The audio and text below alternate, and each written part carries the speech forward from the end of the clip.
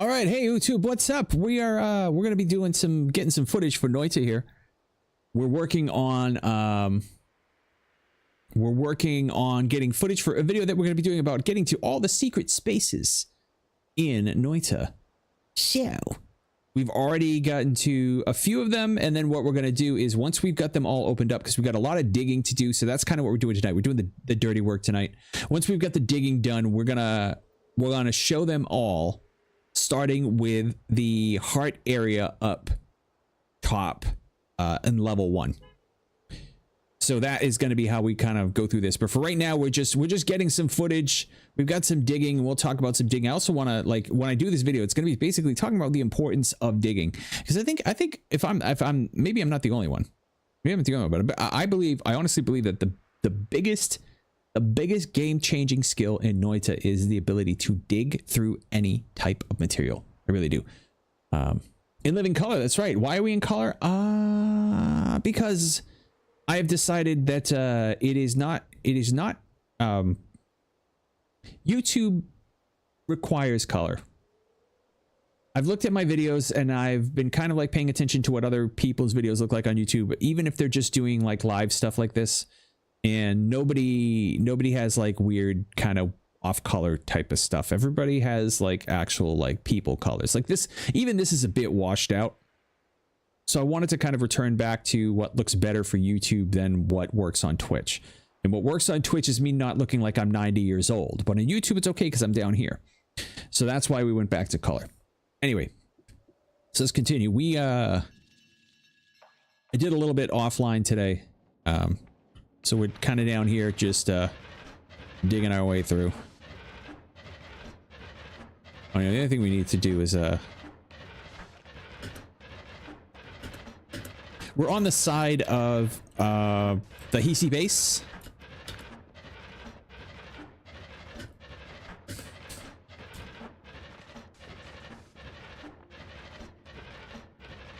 I have to watch out because we've got a we've got an Uko up there. So very dangerous. Uko dangers. I doubt he'll find his way down here, although stranger things have happened. Stranger Things? I know that movie. It's not a movie. It's not a movie, Calm. It's a TV show. Shut your mouth. So everybody yesterday, or today, was it today? For some reason, everybody today decided they were going to tell me about this show Damsel. Or movie Damsel on Netflix. Anybody else see this? Or like anybody else want to basically tell me I need to see this? Because for some reason, 600 people decided they were going to tell me to watch Damsel today. Must have been a thing. Must have been all of a sudden pushed into everybody's recommendeds.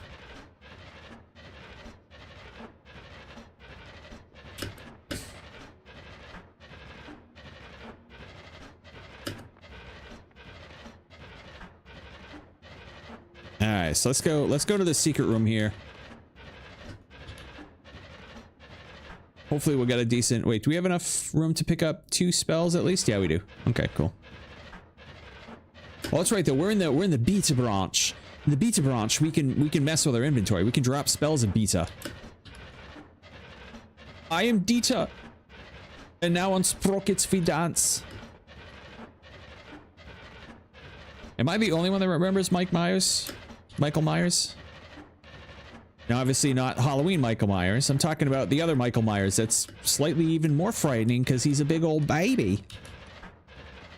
Some of the stories about that guy and like what a diva he was. And how badly he treated Dana Carvey. Yeah, the film guy. You heard about what happened with him on Wayne's World with Dana Carvey? Like, think about this. Like, Michael Myers was nobody. A nobody. And he started doing this, you know, Wayne's World character, Wayne. And Dana Carvey, you know, was gracious because Dana was very popular already. Dana was doing Church Lady. Dana had the Bush imitation that he was doing on Saturday Night Live. He was great. Yeah, I married an axe murderer, so I married an axe murderer. Yeah, him. So Dana already had his shit together. So Dana says, I'm going to do this kid a favor and I'll help him out. And, you know, I'll play Garth. I'll play the dorky friend and kind of help him. You know, he'd kind of been working on this little side character and he's like, yeah, I'll throw that in there and help him out. And Mike Myers, even from the rip on that, was like, okay, yeah, you could be part of my skit, but I don't want you saying anything. He's like, let me talk. You don't get to talk in the skits. And Dana Carvey was just like, okay, sure, whatever. And so of course he didn't listen. He just started, you know, doing the Garth stuff in the skits. And of course everybody loved Garth just as much as they loved Wayne. In fact, I think Garth was funnier than Wayne.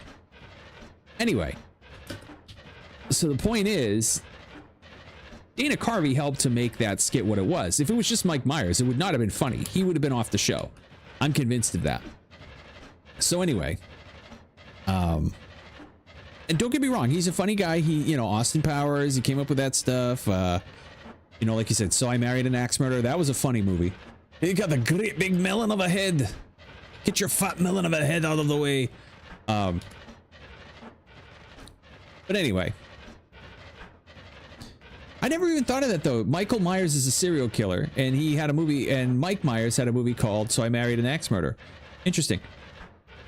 Yeah, Austin Powers is very funny, very funny. But I don't think Mike Myers gets to make Austin Powers without having Wayne's World, and I don't think Wayne's World gets made as a movie without Dana Carvey. Well, he treated Dana Carvey like absolute trash during Wayne's World 1. So much so that Dana Carvey refused to do Wayne's World 2 at first. Unless they wrote a bigger part for him. In fact, Mike Myers tried to write him out of the first one. But the writers thought that Garth was so funny, that the people that did the screenplay thought Garth was so funny that they wrote bits for him and they put stuff in. And they ended up keeping it in. But he treated Dana Carvey like trash. Can you imagine this kid? This freaking kid treats one of like, and I think Dana Carvey is almost almost a legend of comedy as far as like Saturday Night Live goes. You know, kind of like Martin Short. Like, he's an acquired taste. Like, not everybody likes Martin Short. Not everybody likes Dana Carvey. Got it. Understood. But you can't deny that they have star power and that they can drive a skit.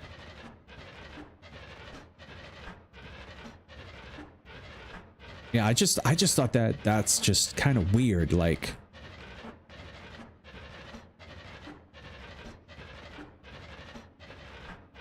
you would figure if a big star like that helped you out, you would be super freaking thrilled to have them on board.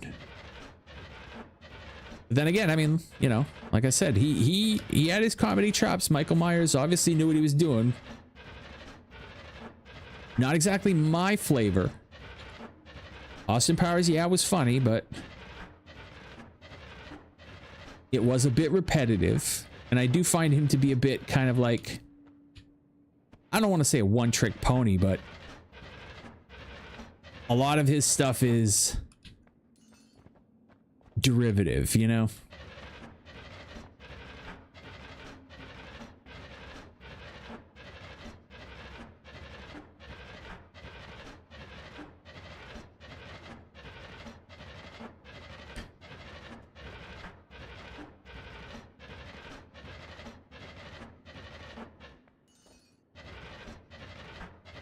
I did like the Wayne's World movies. Those were good. Those are fun. I love how the sound drops out in this room. I think that this is kind of crazy. It's one of my favorite parts of Noita. It's like the sound just disappears in this room.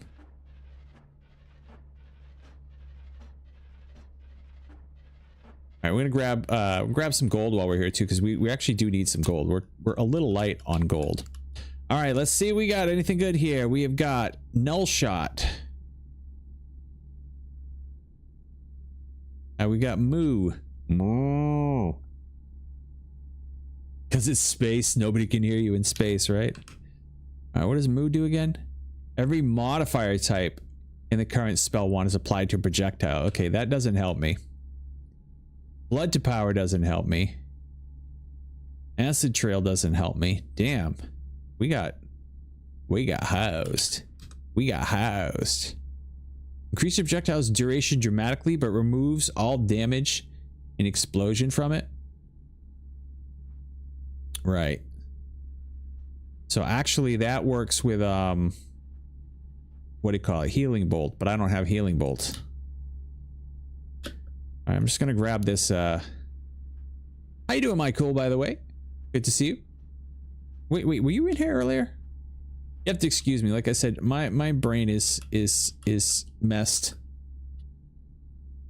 I'm on a 5 stream watch streak. That's right, baby. We're like Canada. We just keep you coming back for more. Yeah. Yeah. We gotta have a little dude, sweet little yeah. All right, brothers and sisters, let's take a moment. Let's pause this for a second. Everybody, I want you to get around. I want you to take a listen. We got some fine brothers here gonna tell you a little bit of wisdom here for you. They're gonna talk about this. Dude, what does mine say? Sweet! What about mine? Dude, what does mine say? Sweet! You Idiot! Yep, that's how it goes. That's the way it goes. And yes, we are all idiots. Idiots. Let's continue. Now that's a movie that's highly underrated, right? Highly underrated.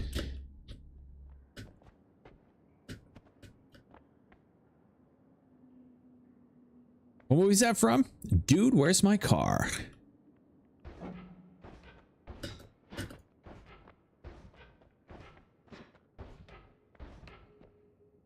Okay, so now we got to figure out how we want to do this because we've got an Uko. We've got an Uko that we have to deal with. So I think what we're going to do here. Actually, first of all, let's dig to the edge here. De-stressing from Warzone and multiplayer. Yeah, I am definitely not a competitive game player like that. My son is. So like when I play a game like that, I really have to de-stress afterwards. Even like simple games, like we play a lot of Roblox PvP games, which I mean, come on, it's Roblox, right? But even that like stresses me out. Even that just gets me going.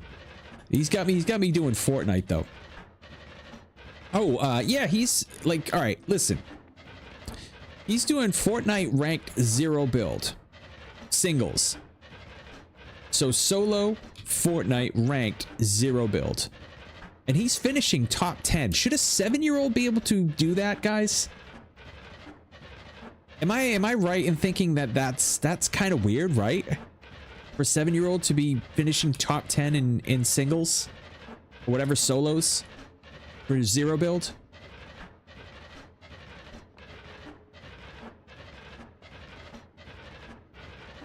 I mean, it's Fortnite, but still, right? I mean, it's ranked. And I mean, maybe he hasn't made it to the high enough ranks. But I still think for his age, that's like you would think a 7-year-old would finish in the bottom half almost every time, right?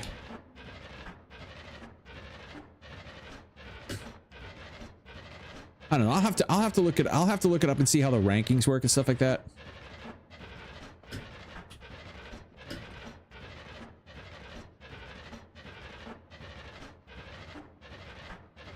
Well, yeah, no, I understand that. Like it's, well, you also have no. I mean, let's be fair. Let's be fair.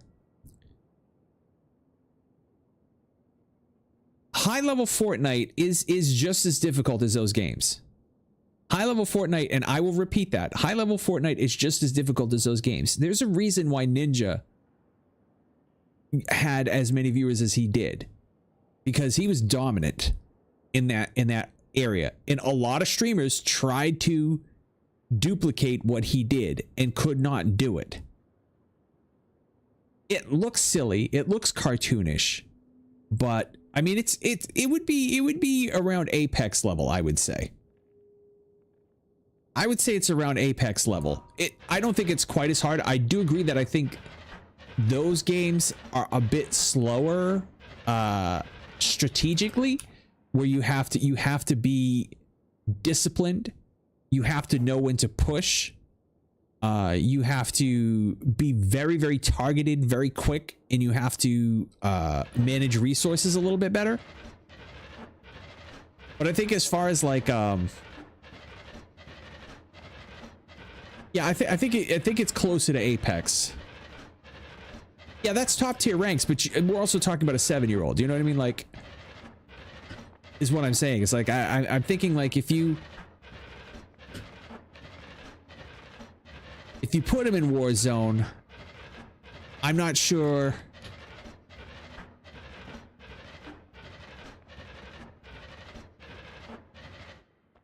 All right, so we made it here. So now let's go straight up.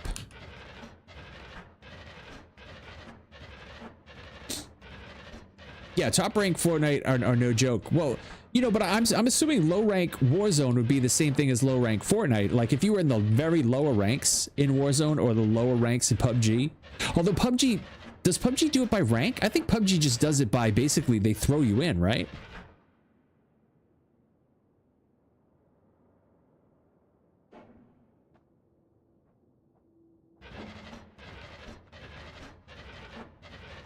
No, but I'm be honest with you. I would think most adults, including streamers, on low ranked Fortnite, if they had just started, like he literally has just started playing. Like he's played maybe I don't know, maybe 30 matches. Yeah, Warzone kind of throws you together, right? Okay, yeah. So you're basically stuck against like all different types, right? There's no like actual like balanced play. It's like you could play against the best players, you could play against the worst players.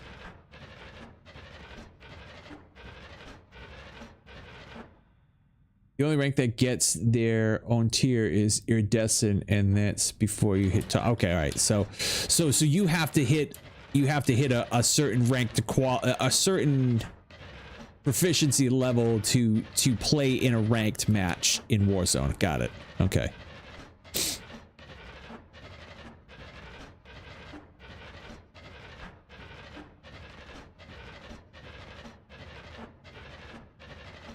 Yeah, no, I just don't think there's very many 7-year-olds that are top 10ing ranked Fortnite even in the low levels.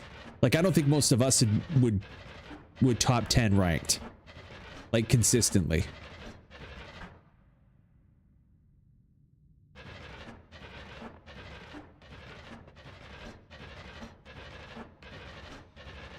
It'd be interesting to try though.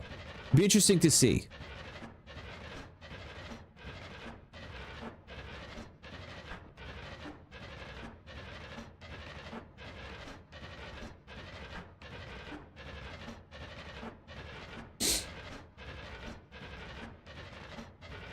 Bronze rank through diamond are the same lobbies. Wow, that's rough.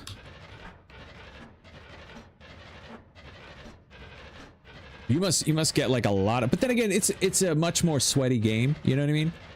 It's like people I would think take Warzone a hell of a lot more serious than they do Fortnite.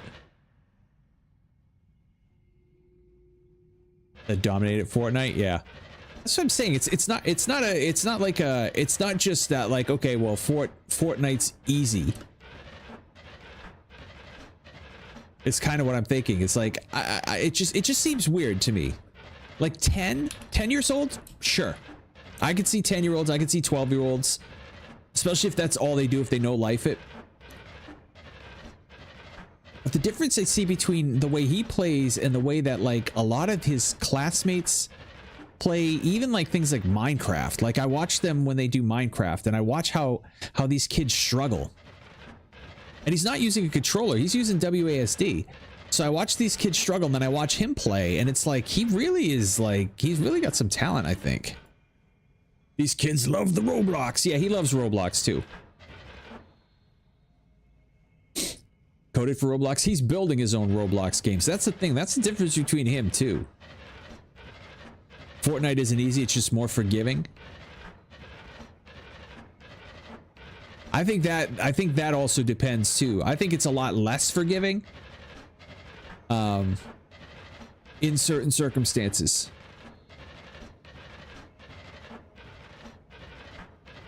I think it has an element of bullshit to it. Whereas I think Warzone, it's harder to bullshit at it.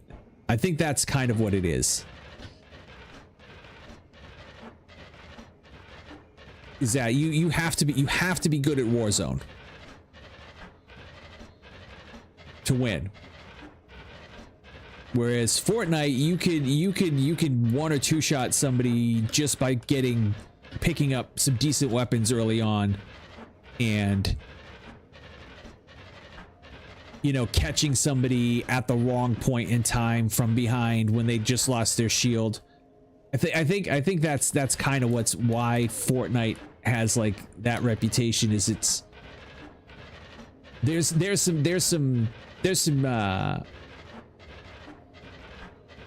some random chance that goes into it. A lot more random chance that can go into it.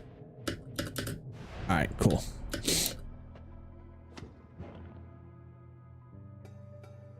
Tell him about Lethal Company if he doesn't know.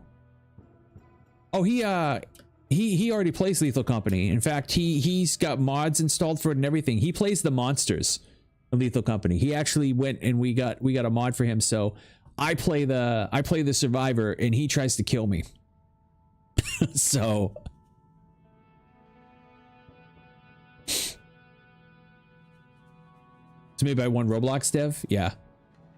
See, and I'm gonna be honest with you. Like, I hate Lethal Company as a game. I hate playing it, and I think it's a terrible game.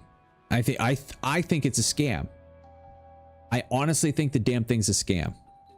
But he loves it, so I play it with him. And you know, I'm very forgiving as far as like the fact that he plays a trash game. That's just how I feel about it. But anyway, what do I not like about it? All right, I can go on my Lethal Company rant. Lethal Company, first of all, is just a bunch of really bad assets thrown together. The gameplay itself, the movement, well, there's not really combat per se, but the jumping, the running, all that stuff feels terrible. It feels really terrible. The game loop is extremely boring and extremely limited. It's repetitive. There's very little mob variety. There's very little variety in the encounters. There's very little variety in the dungeons. There's a lot of jankness to it. The turrets are garbage, in my opinion. You have very little chance to react to a turret when it's in a room. You just basically, oh, you entered a room with a turret. Bye, you're dead. Now, if you play with 4 people, there's funny things that happen. I think the reason it got popular was because it became like a party game. You know, because it was funny to see your friends get shot, your friends get captured, not captured, killed. I don't find it to be a very thoughtful game. I don't find it to be well designed, and I don't find it to be visually appealing, and I don't find the gameplay to be fun at all. I think, and this is in all honesty, I think this game got pushed by streamers to its popularity. And I think they pushed it for the memes and for content. I don't think they pushed it because it's a good game. We had people saying this was a game of the year quality game. It is not. It is not. I can tell you right now, if the same streamers that push this as being so much fun and so great, if those 3 streamers, well, not 3, maybe it's about 10 to 15 streamers, played it and mocked it, the game would have failed and would have below 50% approval on Steam. 100% without a doubt. Everybody who played it would have said the game was trash. But because some streamers said, look how fun this is, look how silly it is, look how much fun we're having, everybody went in and said, wow, what a great game, this is so amazing. It's not. It's not. It's janky. It's ugly. It's boring. But that's it. You don't even know what Lethal Company is? Watch a video on it and you tell me what you think. Or and people bash me for this. People bash me for this. Oh, you're missing the idea. You just don't like fun. And it's like, no, I like fun. I like Vampire Survivors. And Vampire Survivors had stolen assets for the first, whatever, like 6 months it was out. And it looked like a trashy gameplay loop. And it looked like it was boring. But when you played it, and this is what I thought Lethal Company was going to do. I thought it was going to be another one of those games where every time I watch a streamer play it, I go, I don't get it. Like I watch Vampire Survivors and I go, come on, this game is garbo. This game looks horrifying. Played it and was hooked and was like, got it, understood. Lethal Company, I got it and I said, this is a bad experience. And the only thing that I think people enjoyed about it was watching their friends suffer through the bad experience of it. The only enjoyment I get out of it is playing it with my son because of the funny things that he ends up doing to my character. It ends up being fun that way, but it's not fun for me to play as a game. Like, I don't think there's very many people out there that are soloing Lethal Company because it's such an exquisitely designed game. I can tell you that. It's a looter horror goofy game, but there are plenty of looter horror goofy games that are hundreds of times better than it. Needs more content variety, but I do have fun playing with friends. Never played solo. Exactly. It's not a good game. It's not a good game. You can't play it solo. I mean, you can, and I have played it solo because I've been trying to like learn it so that I can kind of best him. But it's not a good game. It's just not. I mean, people can pretend it is, but it's not a good game. Just like Gang Beasts is a party game. Nobody's ever going to mistake that for a good game. But Gang Beasts is very self-aware. Gang Beasts is very much like, nobody's going to say Gang Beasts is a game of the year. Nobody's going to claim that, like, what a genius game this is. It's a goofy game you play with your friends because it's hilarious to watch everybody get frustrated. Oh, and they did add more content, but it's in the beta branch right now, Cranky. So they added 3 new moons. They added some more new enemies. And the thing is, the developer did do a few things on those new moons, and I'm not going to reveal it. Did do a few things on those new moons that I went, okay, see, now this becomes more interesting. Now there actually becomes an element of strategy to it. Like, and they try to make this out like, oh, there's elements of strategy to it. Some monsters can't see you, but they can hear you. Some can hear you, but they can't see you. Some of them are drawn to motion. Some of them are drawn to sound. Some of them are drawn to this. And it's like, yeah, but they all still end up one-shotting you. And, you know, it's like, and they all still, like, it's, I don't know. There's stuff to it. Poorly put together rendition of Jason Voorhees game. But even the Jason Voorhees game was very self-aware as well. Initially, I don't think it was. Initially, I think they really thought they had, like here's a good one. Dead by Daylight. Dead by Daylight, initially, when I first saw it, was another one of these games that I go, I don't get it. I don't get it. But it was self-aware enough to not take its, like, to take itself too seriously.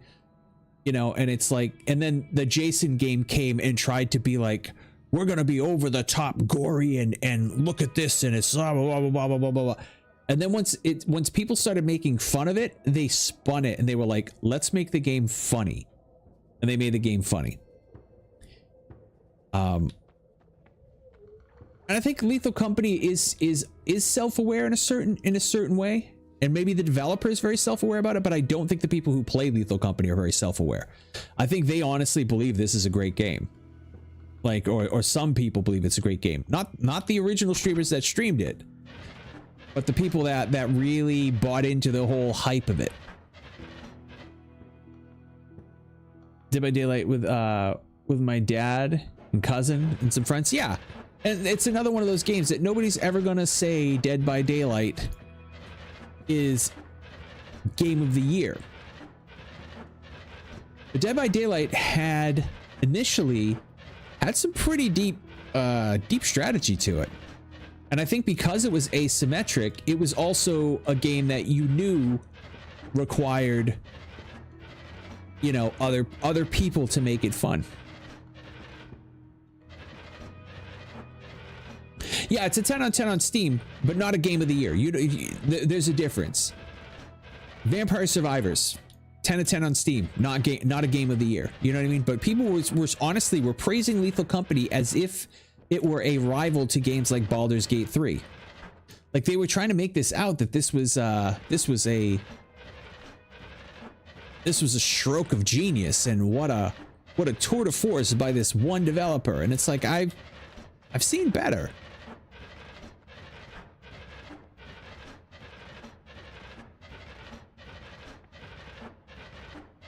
You don't trust Steam? I trust Steam for the most part. I trust Steam mostly because it's the what do they call that? There's a certain theory, and it's a statistical theory where they use group dynamics to predict actual scientific outcomes of things. Like if you put a jar full of jelly beans and you have everybody guess, the more people that you have guess, the more accurate the average of those guesses will be. You know what I mean? I think where Steam goes wrong is when there's below like 6,000 people reviewing a game. Once you get to around 6,000 people, you can no longer like review bomb it. It gets very hard.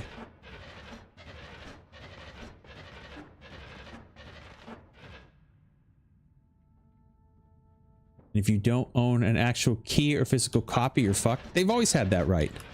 They've always had that right since the beginning. In fact, I refused to buy games on Steam for the first 2 years it was out.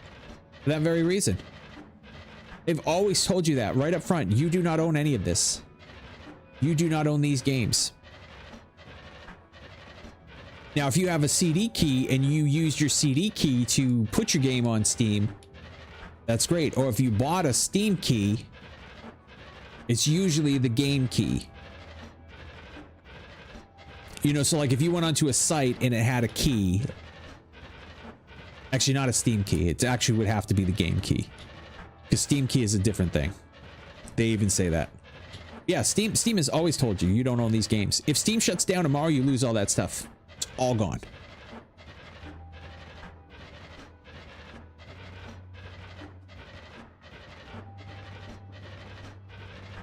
Thing is, Steam will not do that to you. Something got fucked around somewhere? No, it's always been that way. It's always been that way. They might have made you feel that that the devs could do that for you.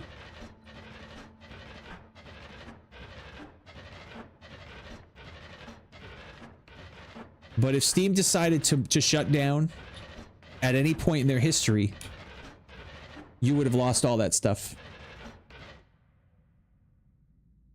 You've never had Steam? Really? Oh, so when you're saying you don't trust Steam, you didn't mean the reviews. You meant you don't trust them to hold your assets. What was an IGN article? Well, this was the thing. And I'm not sure if IGN initially was part of the people who lied about Steam too. And maybe they just had to go back and retract it and make a correction. because there was a huge push at one point to make people feel very comfortable about Steam, and I had told people I will never buy a Steam game. Of course, I ended up buying it. You know, now all of my games are on Steam, and I don't care anymore. I own all my games are through Steam, through Epic, good old games. They're all through services now. I don't own a damn thing. I don't own a physical copy of any of my games. And I'll be honest with you, I am no longer worried about it. I don't worry about it the same way that I don't worry about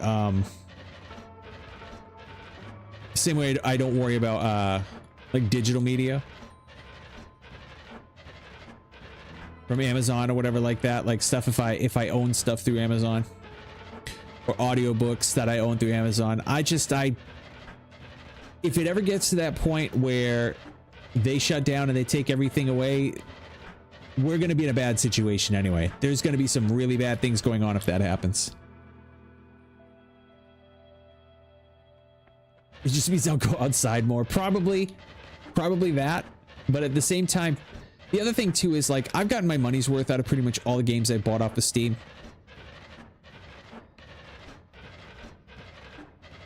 So I think there's maybe 6 or 7 games I would rebuy. If I lost my entire Steam library tomorrow, there would be very few games I would even rebuy at this point. This would be one of them. Noita. Noita would be one. Actually, I own 3 copies of Noita.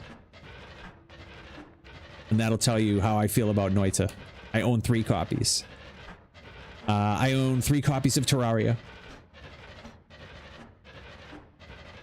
So there are certain games that are just worth it. If a dev put a game on Steam and the studio drops it or whatever, it's called where they kill the game, it's gone. No, it just no longer gets updated. Now, a studio can pull a game off of Steam and it's gone. And then, yes, you don't have a copy, but that's very, very rarely done. That's only done, like, if there's, like, a court case going on. Is Noita really popular on Twitch? It can be at times. It has a very strong following. In fact, I built some of my following off of Noita. So, having a Blacklight Retribution seems a lot to play it. Oh, I play it slow. Like, most people try to play it by running right through it, running right to the boss and trying to beat the boss, and they die a lot. And you got to understand, what I'm doing is I'm setting up a video right now. I'm setting up an instructional video. So I'm not actually playing the game. I'm just digging right now to set up so that I can show people some secret areas. If I wanted to run through and kill the boss, I could probably do it. Most people can't. Most people who play this game get very frustrated and die on the first level, second level, third level, over and over and over and over and over and over again. But once you learn the tricks, once you get the knowledge, it's a knowledge game. It really is. It's about knowledge. It's about secrets. And patience. Now, you can win every single time. And sometimes you can even win every single time and not go very slow. But that's just like the easy part of the game. There's at least 30 different sort of quests, bosses, and another maybe 75 achievements that you can get in this game that are well outside of the normal areas in this game. This game is huge. This game is, like, just amazingly big. And there's a ton of things to do. Like, you can create a sun, and then you can create a dark sun in hell. Then you can combine those two suns. You can drag one of the suns through the earth, destroying everything around you as you go, and slam one sun into the other sun and make a black hole. I forget this. It's called the Sun Quest. Basically, I did the Sun Quest. That's how I got this crown and this gold necklace around my neck. There's parallel worlds you can go to where you can become so overpowered that you can't die. Here's the interesting thing also about Noita is in order to win the game, you have to die. You have to die at the end for it to count. So if you want to do a super overpowered run, you have to be careful to leave a back door to be able to kill your character, or else it won't count. You'll still get the achievements, but you won't get the win until your character actually dies. If you make your character too powerful and you can't die no matter what, you don't get the win. So there's like a lot of really fun things with this game. Like right now, all you're seeing me do is dig, and you haven't even seen any of the cool wands that you can build. Because like I said, this is a boring night. This is something I would do offline 9 times out of 10.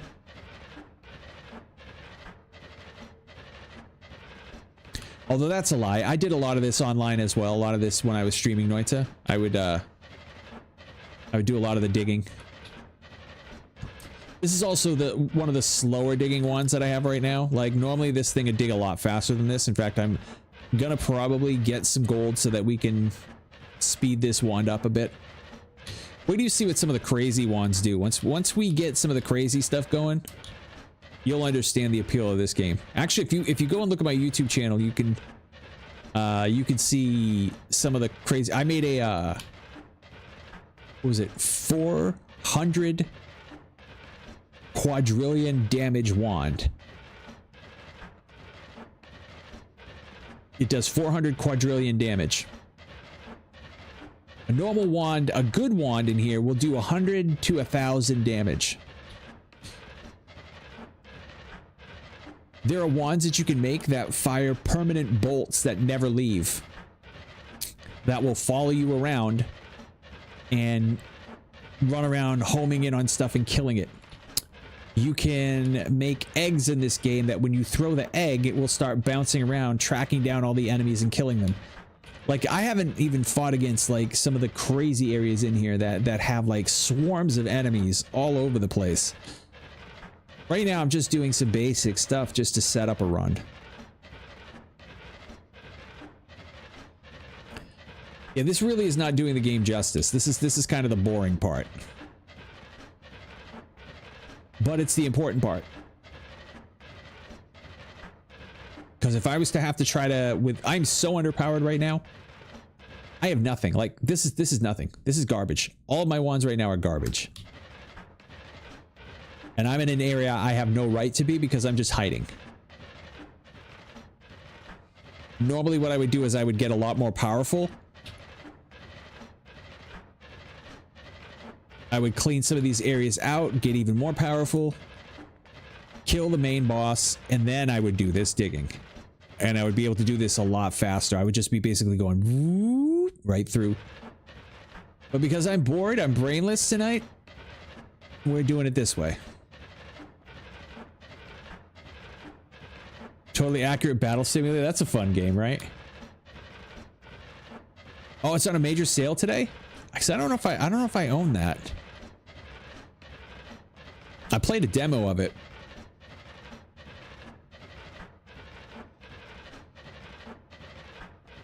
That game cracks me up though.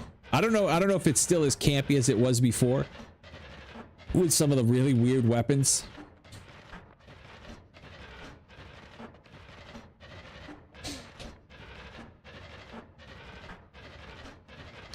Yeah, there's also alchemy in this game where you can like turn all the lava into healing potion, which is rare.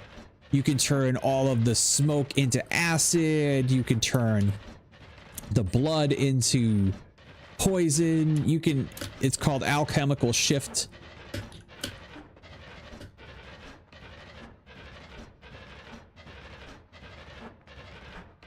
There's actually people who all they do is they mess around with doing these shifts in the game.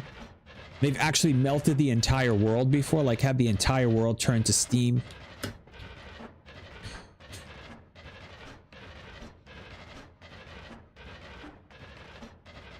Yeah, the thing about Noita that makes it remarkable is that each pixel in it is its own simulated object.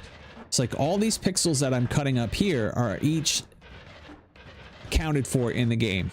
And they each have their own weight, their own gravity specific to them. They have their own properties specific to them. Mixing certain types of materials together will blend to make a third material. You can actually come up with a Midas. Midas material will actually turn anything it touches into gold. Is Cursed Midas, which turns stuff into gold, but then the gold does damage to you.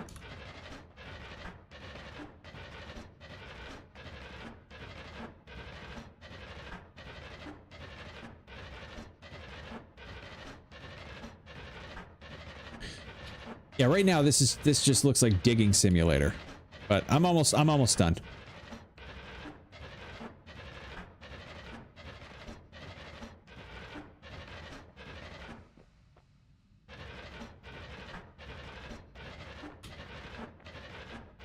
Yeah, I probably should have gotten the gold and made this wand a lot faster. That would have made this a little bit easier to deal with. All right, let's dig down. I think we're going to be at the soft rock now. This will make this a little easier.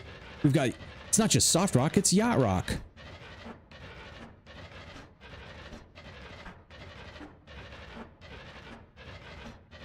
I should probably go check below this too and see if there's any good spells for sale down there.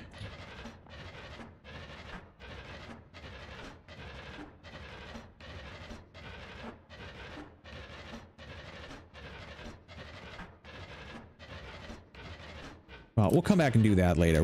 Let's just go straight across. Uh-oh, the music. We must have found a secret. What's the secret? Wouldn't you like to know? I bet you would. But I'm not gonna tell you. No.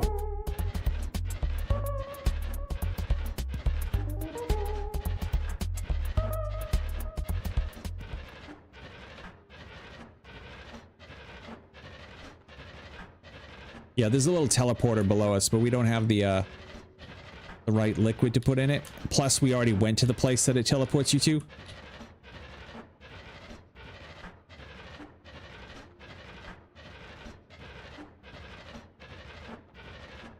Which actually, now that I think about it, I do need to go in here because I need to get footage of this teleporter.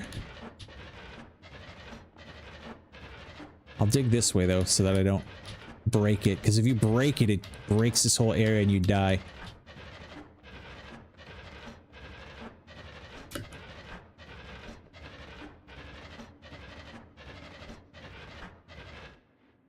All right, here we go.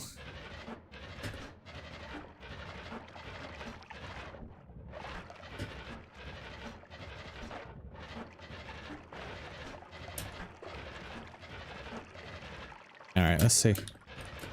Anything good here? What do we got? Explosive cluster bolt. Oh, that's one I don't have. Warp cast. Warp cast is great. We'll come back when we have gold.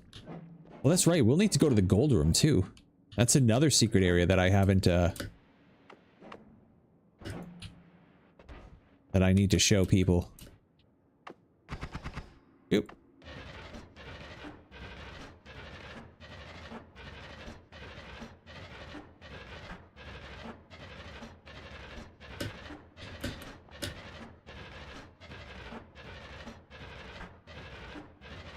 Well, the good thing is once I dig through this area, like I've already dug the other path around, so there's not much else I have to do except I have to find a form of light, right?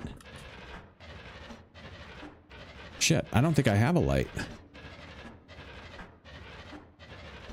I might have to do a little searching.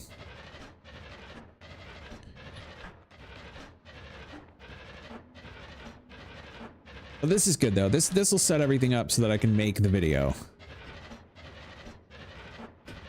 We'll be able to find light. One of these mountains will have light in it. We're almost there, guys, I promise.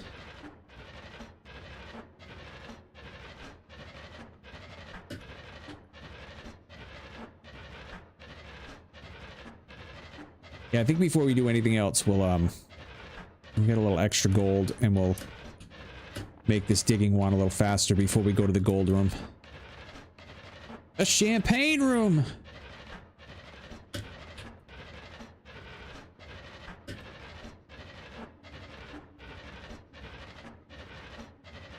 Don't make me go diddy on you. And that guy's crazy. The more I hear about that situation, the more I just go, I could have told you that. That guy always seemed off. There's a comedian too that was talking about that too. He was like, nobody's surprised. Nobody that was ever paying attention to that is surprised.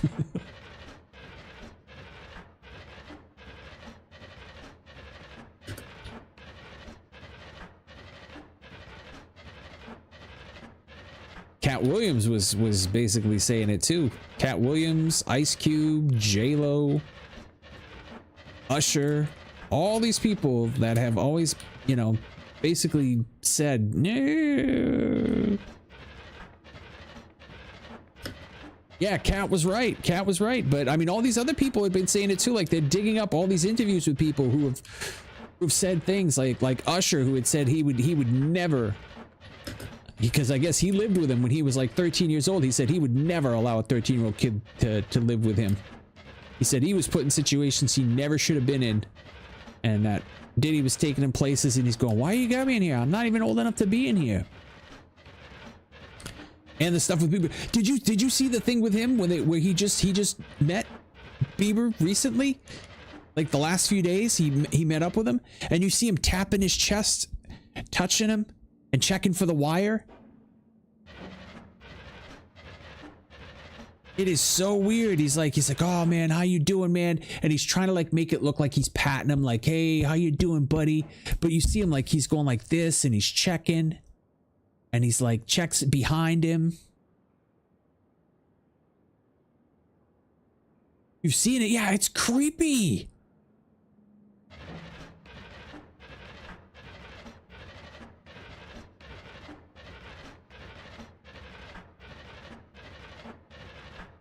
Yeah, all this stuff's coming out. Like J-Lo had said, like he used to make her carry his gun. He like tried to hide his gun on her in her purse.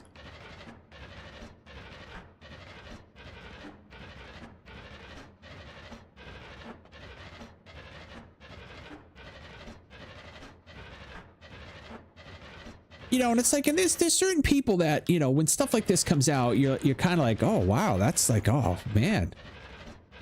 You know, that's kind of crazy. You know, like when all that shit came out about Bill Cosby, like everybody was kind of shocked, like, whoa, like that's really weird. Yeah, he's a sick dude, but nobody was like, you know, nobody was looking at it going, yeah, we always kind of knew he was weird. You know, it's like it all kind of came out at once, and then there was a bunch of people who came out and said, yeah, you know, I've seen it too, but he was too powerful, blah blah blah. But with Diddy, there's always been smoke with him. No, there was not a lot of chatter about Cosby until the first couple victims came out. Then the floodgates opened. Famous super rich people, ever since Epstein and Weinstein, really don't trust it. Oh yeah, no, and that's what I was trying to explain to people. It's like you think Diddy's bad. There are monsters out there that are never gonna be caught. Like Epstein and Weinstein got caught because they were so brazen. They really were just so sick, and they were so crazy that, you know, they just got caught. Same thing with Diddy. Diddy was filming himself. He was like trying to get himself busted. You know. Whereas Cosby could have gotten away with it for many more years. That's a monster. That's a monster. Had everybody silenced and had all the evidence destroyed and had people destroyed if he couldn't have the evidence destroyed. And then put on his smile and did someone they told him was such a good dude. You know? The dark occult worship of money and perversion, etc. Yeah, I mean, I'm not sure. I'm not sure if it's an occult thing or if it's just, it's so evil that we look at it as an occult thing. You know, and I know there are people that, yeah, that are obviously, you know, that are into the whole like evil, like worship of evil beings and stuff like that. And you know, I'm not naive. I know that that's there. But a lot of these people, I think, are just such terrible monsters that we have to look at it as in like they've got to be worshiping some dark master to be into that garbage. All right, now we're out of the tough part here. Now we can kind of move along a little quicker here.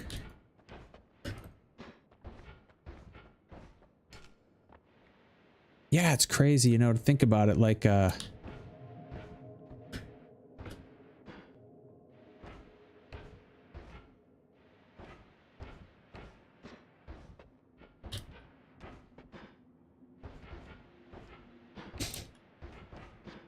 should have made this wider. I would have been able to teleport out of here a little quicker. There we go. All right, there we go.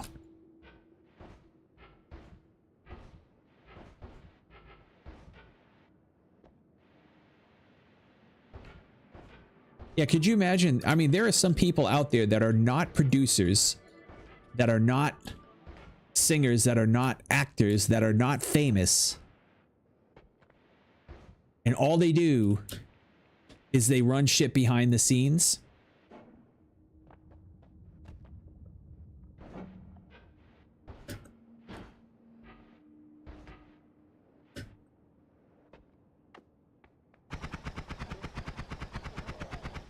And they'll never get caught. I played any of the Sid Meier's games. I played almost all the Sid Meier's games, I think. Like the older ones, at least, I have. Like, which are you talking about? Like SimCity and stuff?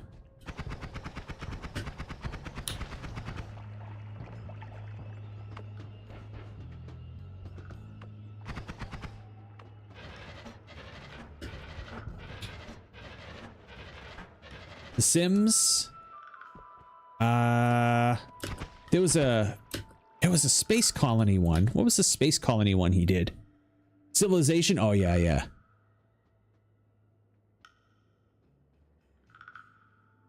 What rabbit hole y'all jump in? Oh, we're talking about the Diddy stuff, if you're asking about that.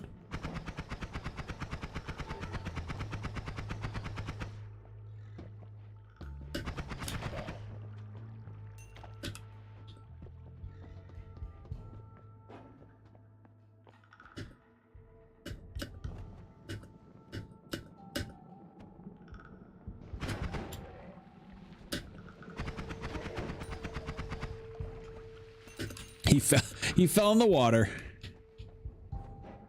All right, let's go through and kind of cut up and get whatever we can out of this area.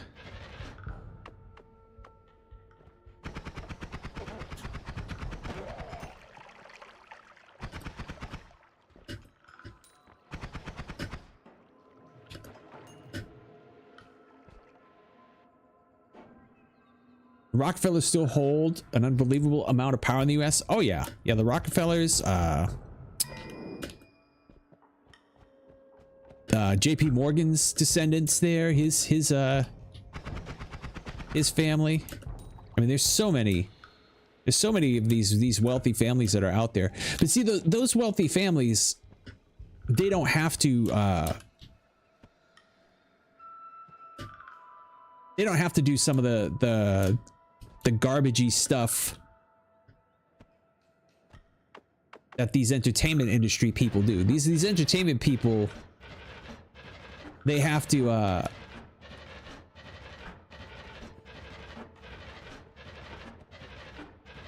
you know, they have to really take advantage of of people in bad situations, whereas the Rockefellers can take advantage of anybody they want at any time they want. You know, I mean, they're still it would still be a terrible thing, but you know, they're at least matching up against people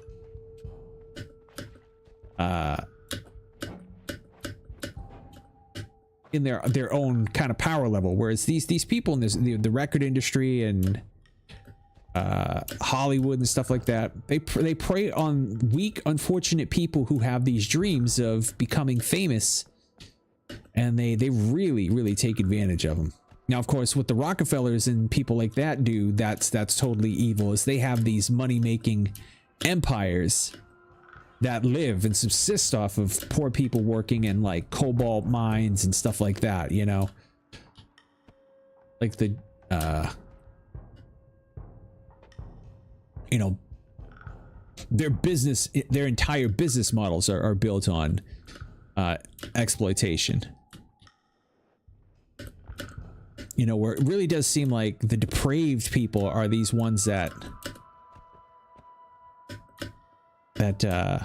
kind of came up into power and never had it.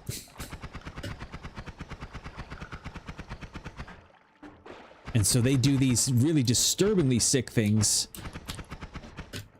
because deep down inside they still feel like they're that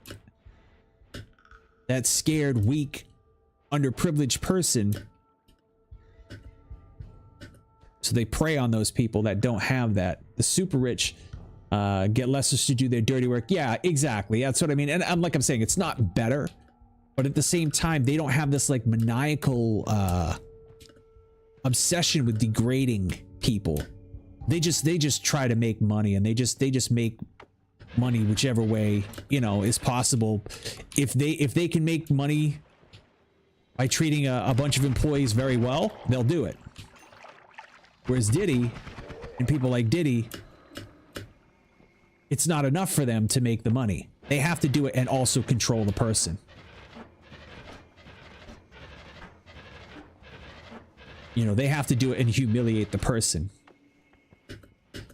They have to take the person's soul, you know? There's an awful lot of polymorph potions. Is that a good wand? It's all right.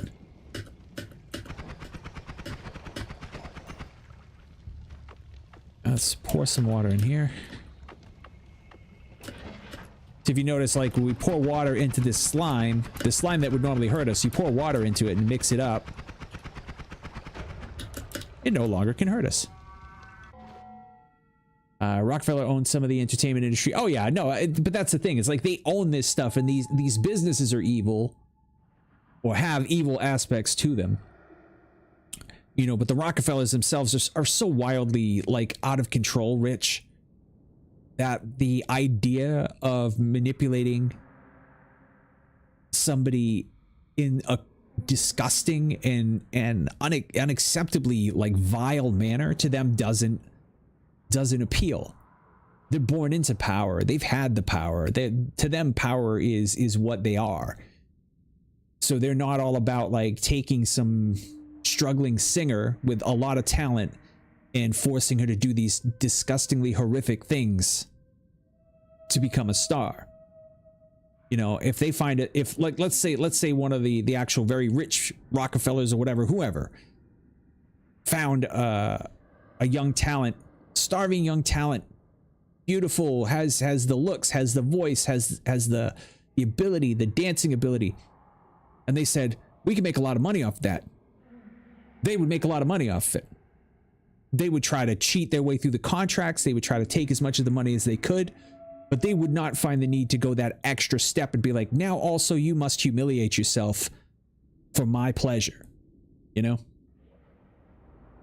David Rothschild? I don't know. Maybe it's possible.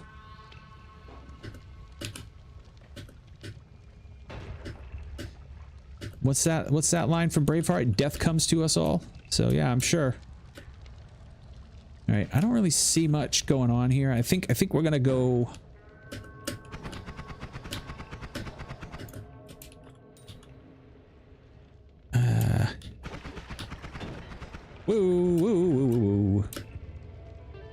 Bad news.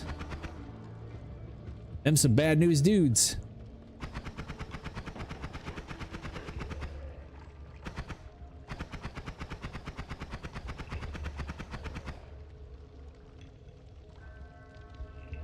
All right, let's just move on from here. Let's go scan the next area. Let's see. All right, did any of these have light? Yeah, this has light. All right, we can spend the money on this to get this and grab the light off of it. Okay, so we grab light. Grab this double too. This double will be worthwhile, right? Where can we put the double? Put the double in here, I guess. Okay. And then...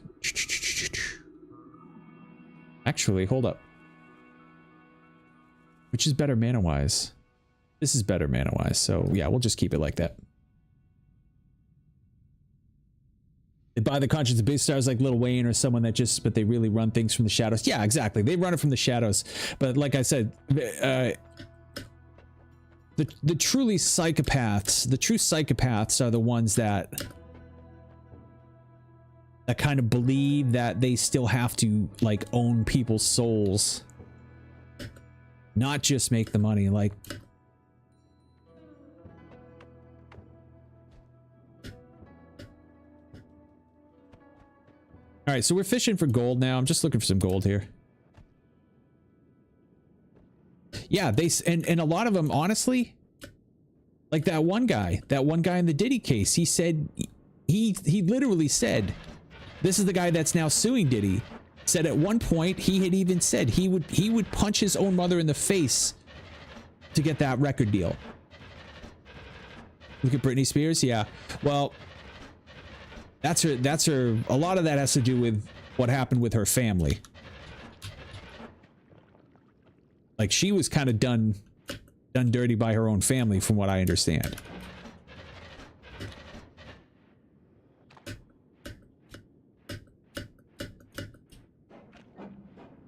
They just move money from one account to another. Yeah, they basically at this point now they money to them is the game, right? It's just it's a silly game thing. Her family was psychotic devil type thing. I think her dad was a disgusting person. I think. I'm not sure 100% about that. Like, I know, like, Jessica Simpson, it was like that with her. Her family her dad was kind of like that, but I think Britney's dad was like that too.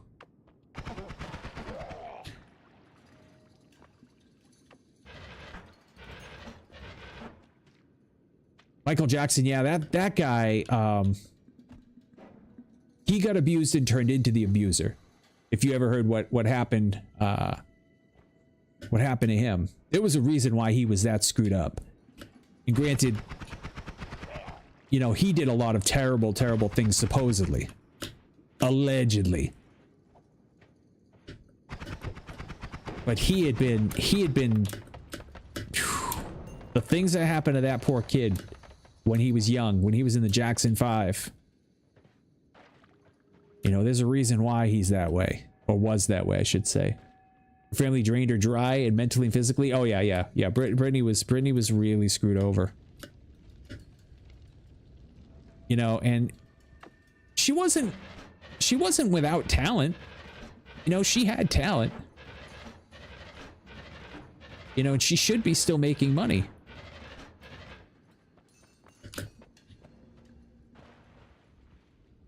You don't think he did anything with kids? He was Peter Pan and the kids' parents wanted his money. It's entirely possible. It's entirely possible. I think...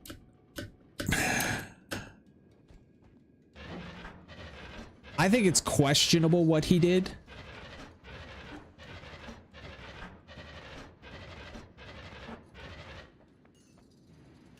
You know, I would say it's a 50-50 thing. It's not something I would like to have to...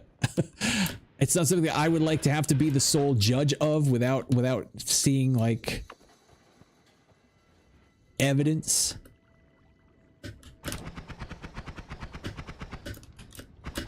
Whoa. Whoa, whoa, whoa. Okay, okay, all right, we gotta go. We gotta go. Come on, come on, come on. Oh shit. Oh shit. Oh shit.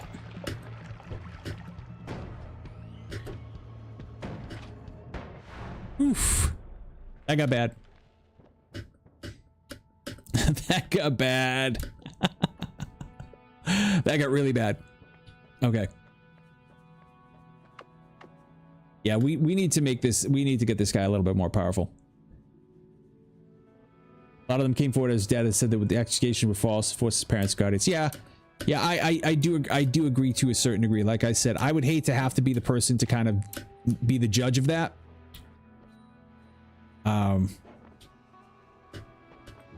Because there were some kind of things about it. Why do they let their kids stay there? Yeah, yeah.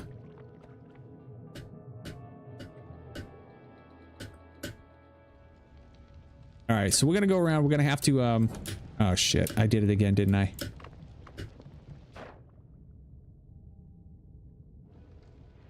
I have to be very careful now. I am close to death.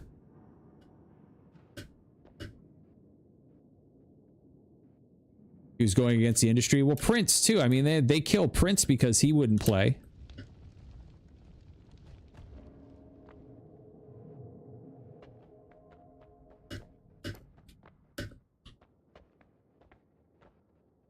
You know, Prince wouldn't go along with the whole like anybody can use my music anytime they want thing. You know, he was against like streaming and stuff like that. And so he ended up getting some weird shit happened. He admitted to killing Prince's doctor too, pretty much. That much influence and money, yeah. Yep.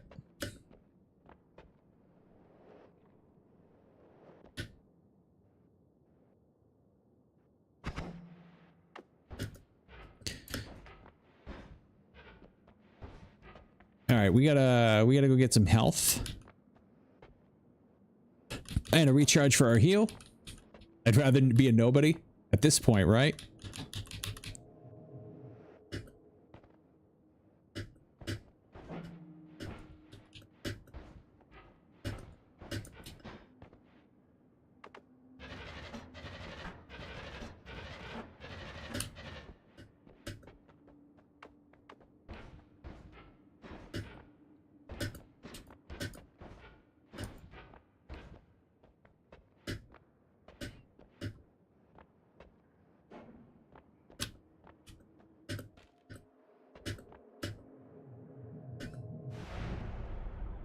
Now, I find it funny, like a lot of people that just don't believe that it would come to murder when people are faced with billions of dollars. There are people that honestly believe like people wouldn't murder other people for it. Well, it's quite obvious they would. All right, so here we go. Let's get this. All right. Let's throw these out.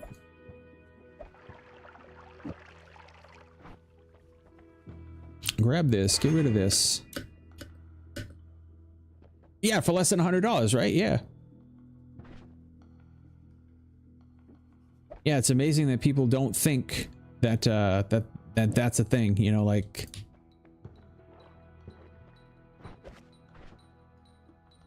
All right, let's see how we can do this, guys.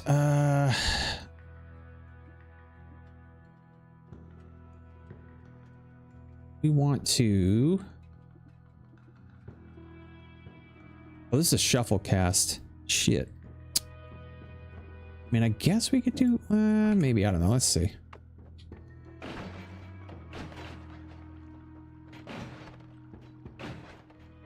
Now, that could be good as a boomer for now.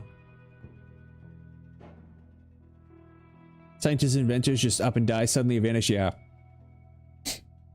There's a lot of freaky stuff like that goes on, right? The only other thing I could think of is we could do, because this might be fast enough where we could do just a chain gun here.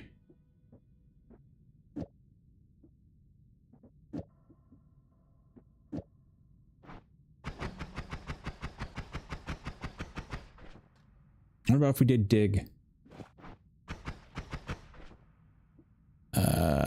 Where's my double? Where's my doubles? Oh, there's my doubles. Okay. Right at the end. And at the end.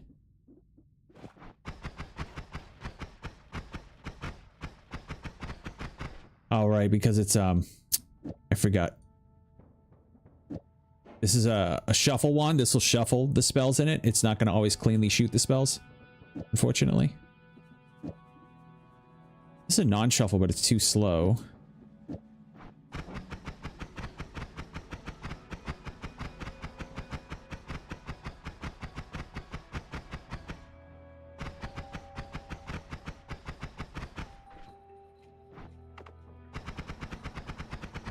Yeah, that one's just better.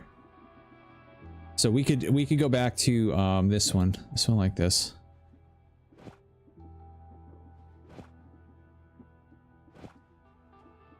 Let's do that.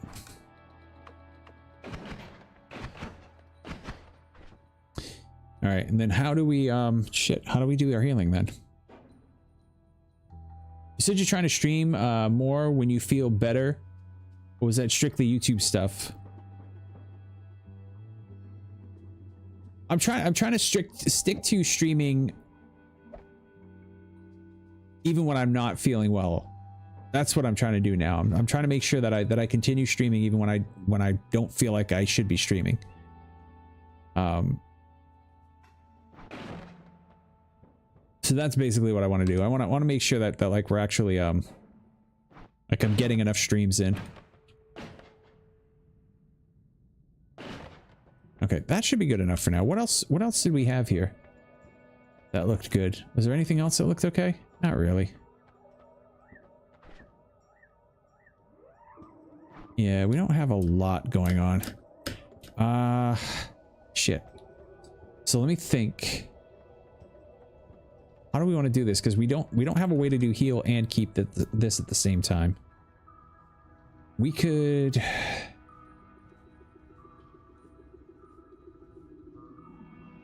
Yeah, we'll just have to stop off and heal when we can. Actually, for now, tell you what.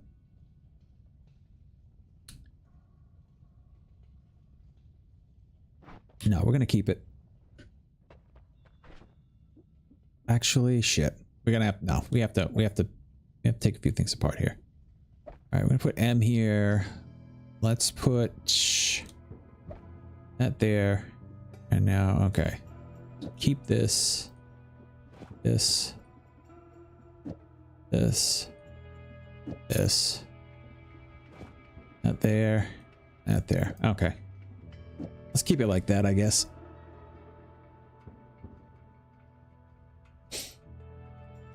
No, I use green screen. Yeah, I use a green screen. I'll be streaming now, but since I'm streaming playing a PS3 game on my PS5, I can't broadcast from. It kind of sucks. Love this game. What game are you trying to? Playing a PS3 game on a PS5. I can't broadcast from it. Why? Wait, why can't you broadcast from it?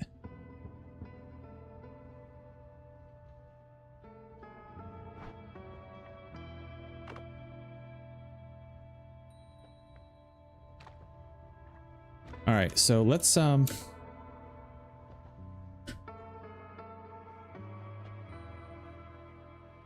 right, where do we want to go?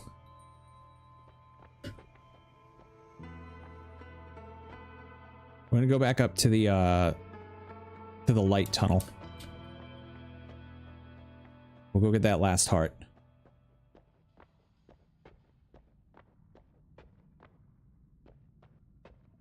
Oop, we stuck.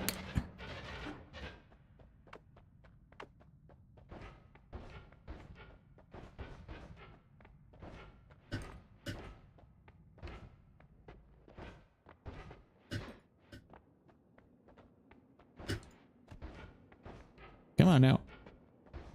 It's one thing about teleport in this game I wish worked a little bit better. PS5 PlayStation Plus premium members have the ability to stream, as they call it, to play old PlayStation.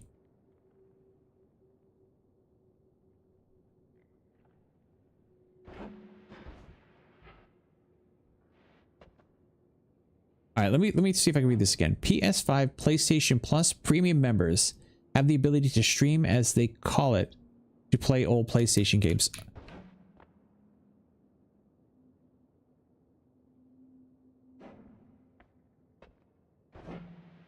You can't stream it at the same time. Really? Is that a rule, or is that just a limitation of the system?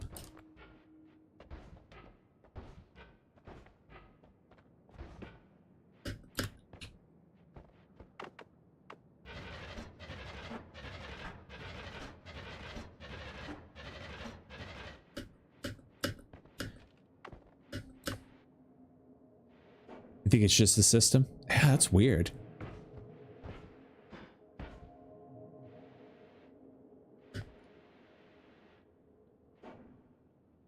Well, I guess if you primarily stream from PlayStation 5, like you stream right from the PlayStation, yeah, I get that.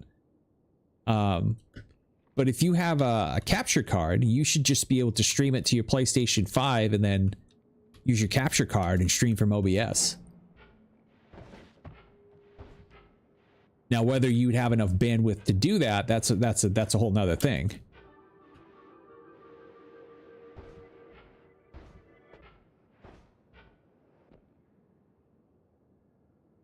Oh, okay, you stream from the system. Okay, all right, yeah, all right. And that makes sense. Then I get you. I get you.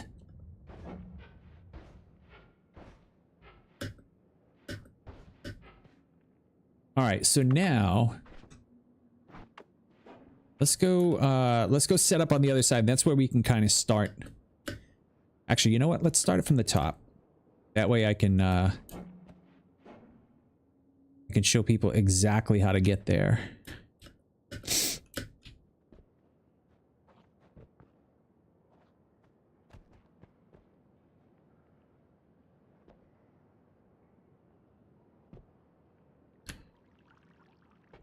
The system probably can't handle load. That's entirely possible because you're going over their network.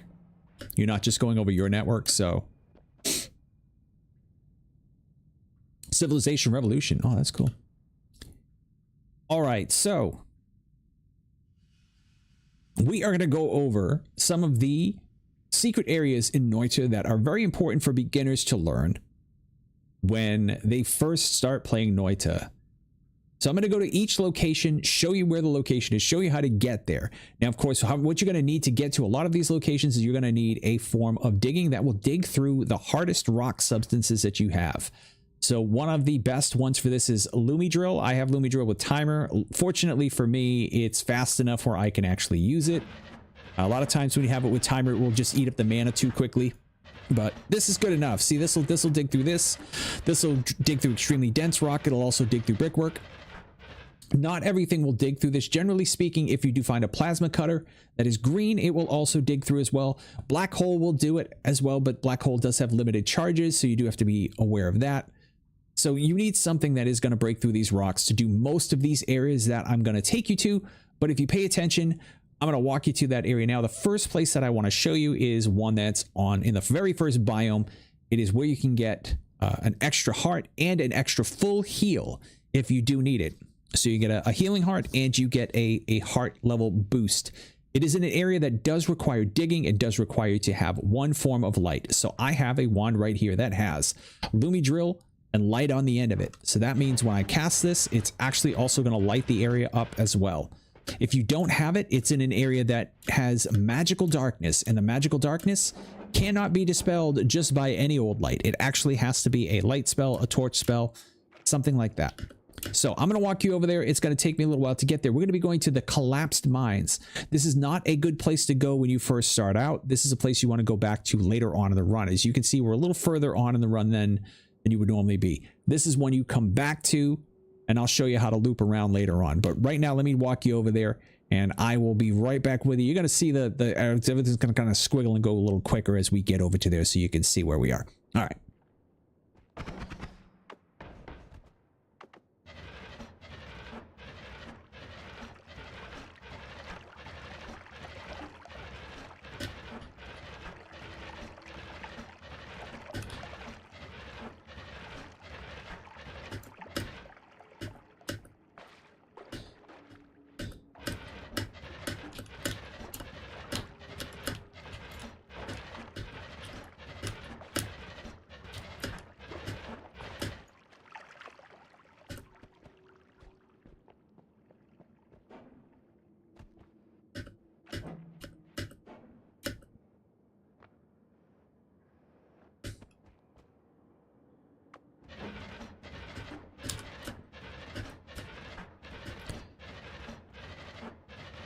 You know what I love about having a Adobe Premiere is when I go back and edit this, I'm literally just gonna, this is gonna be on fast forward, and it's just gonna be like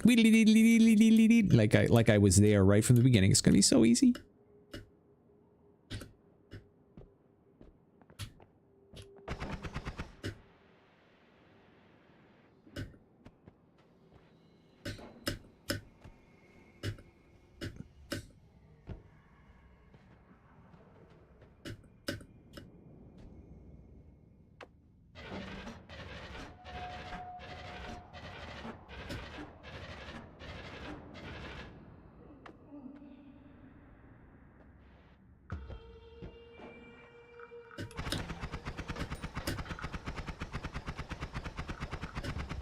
Gotta watch out for these frogs. These frogs are actually quite dangerous.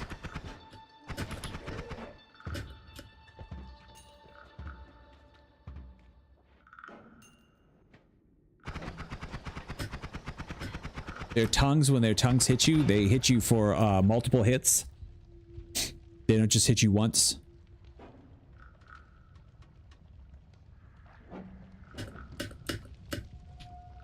All right, here we are. Okay, so this is the area that you need to get to.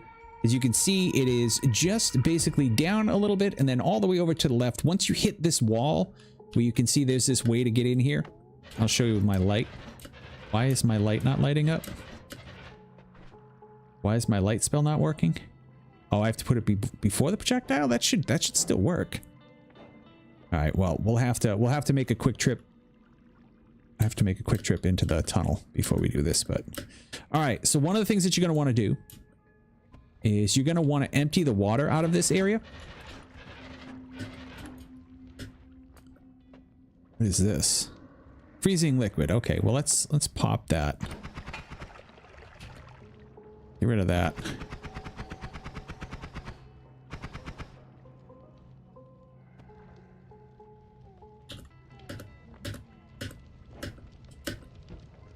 All right, usually what that'll involve is cutting up this area here. And so I'm going to take a little time and cut through here. I'm going to make a little area for the water to head into. I'm going to dig this out.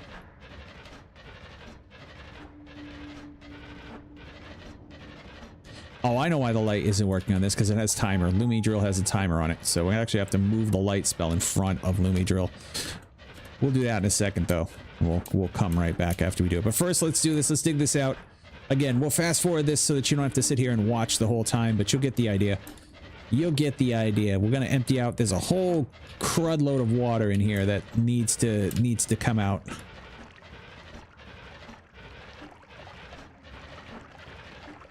A crud load. That's a new term. Crud load. So just let it all empty out. In fact, from here and from here as well.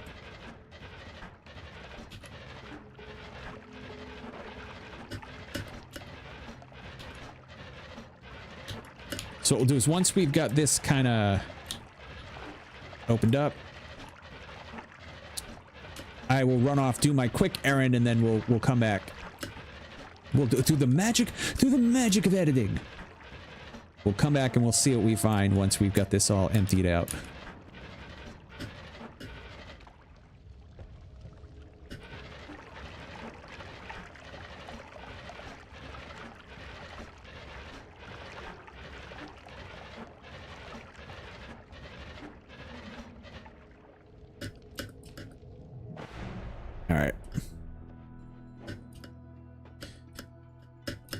All right, let's put the light in front of here. Let's do that. Now this should work, right? There we go. Now you can see that light popping up. It's popping off.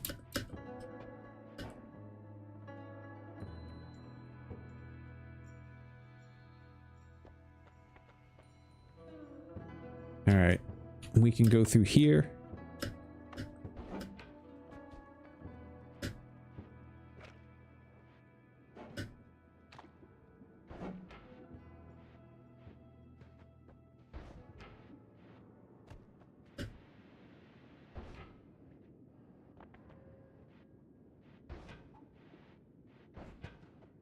Perfect, right up through here.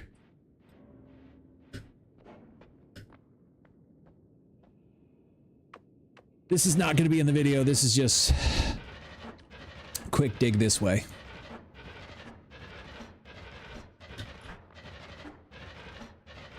This will actually work too, because this will help get the water out as well.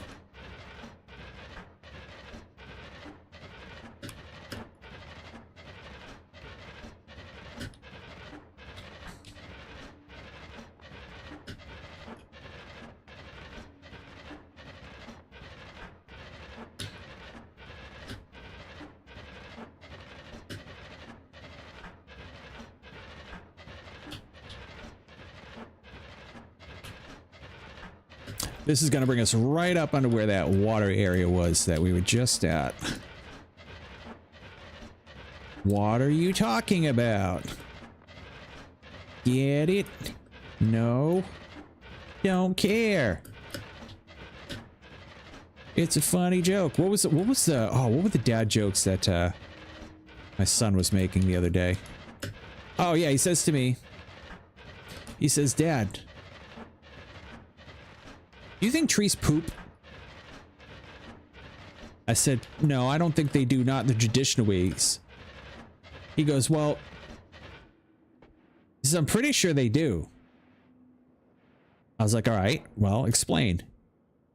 He goes, "Well, how else do you think we get number 2 pencils?" I was like, "Oh boy."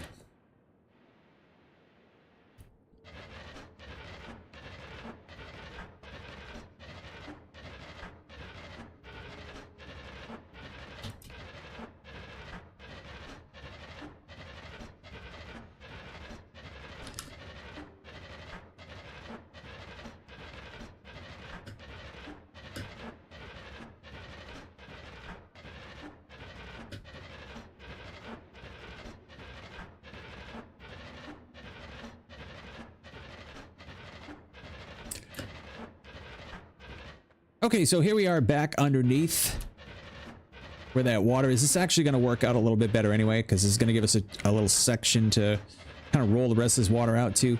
Make sure you make yourself a little hole here so that you don't drown, because you will drown if the water flows over the top of you and you do not have a nice dry place to sit.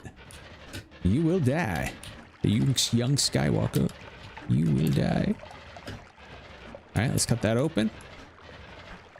Watch it rain. Here we go.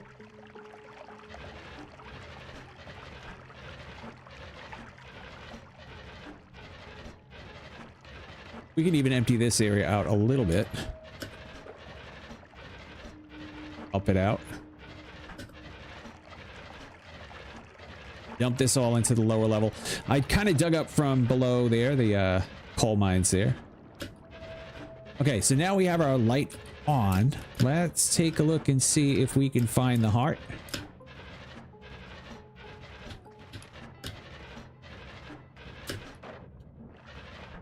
Yep.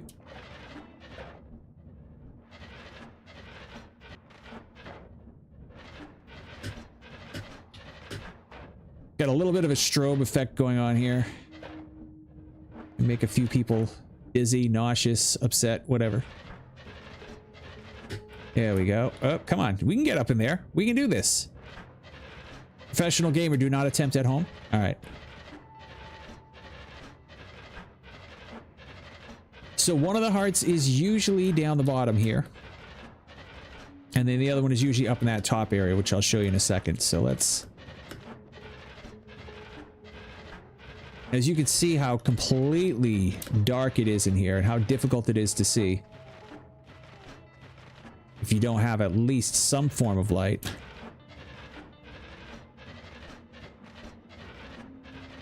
All right. Hopefully we're just right in here. Will be the first heart that we'll be looking for. We're going to have to examine it and make sure we're picking the correct heart here. Okay, here it is. Okay, so that is health up. So that's extra max health. So that one's okay to pick. The second one is the healing one. So let's go up and grab that. Try not to go too far over because you will end up fighting things that you don't want to fight. Snazzy stole the sun today. Oh, was that her fault? The whole eclipse thing was Snazzy's fault?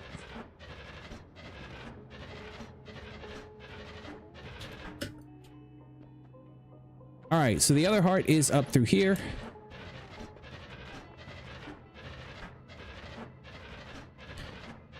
And sometimes the bottom one is the healing heart. Sometimes the bottom one is max health. And sometimes they're in a little bit weird areas. They're like a little bit off from where they should be. But they're usually in these two areas here. Okay, there's the heal. We're gonna grab it just because we already grabbed the max health. So let's we'll get ourselves up. That'll get us up to 202. Okay, so that is secret area number 1. All right. Secret area number 2. I'm gonna bring it to you right now. Let's go down through here.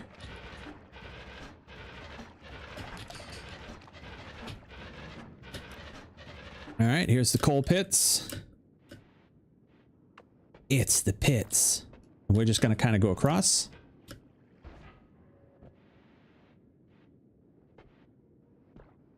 Gotta be careful around here. Oop.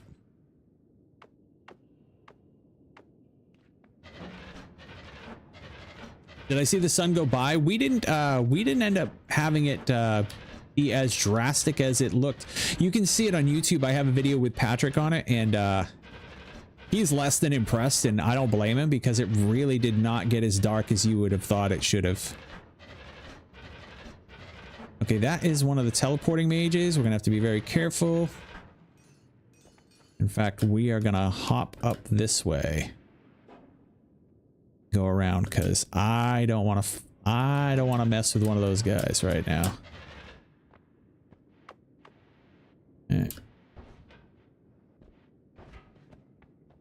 Yeah, it got about as dark as it would on a cloudy day. That was about as dark as it got. Like the 2 other decent eclipses that I've witnessed were a lot darker than that. Like the 2 I remember from my youth were much darker than that.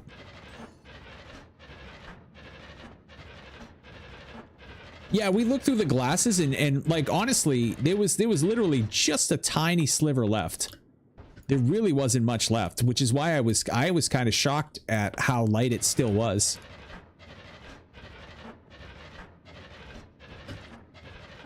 You know, I think part of it though was we had such great weather, whereas a few of the other eclipses I've been part of were slightly overcast as well. So it was dark to begin with, so you couple that with the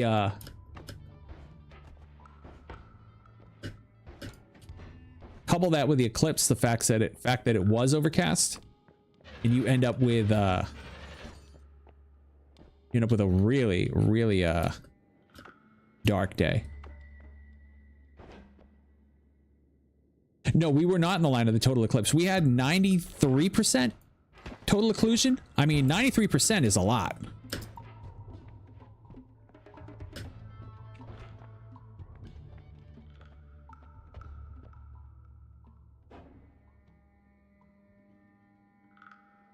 But they parted when things get serious. Yeah, so you probably ended up with darker than we did.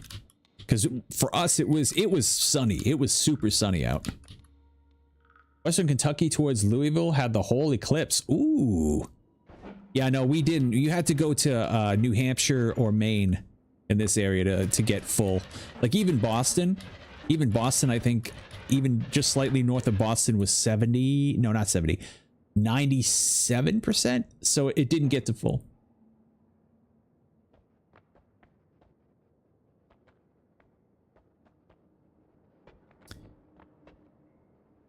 Okay, I need to go back up here. Hold on. I need to go back up here and do my little talkie.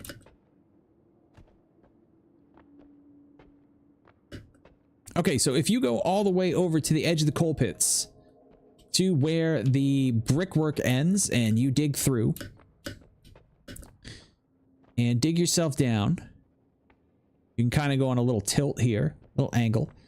Don't go straight into the ice biome there.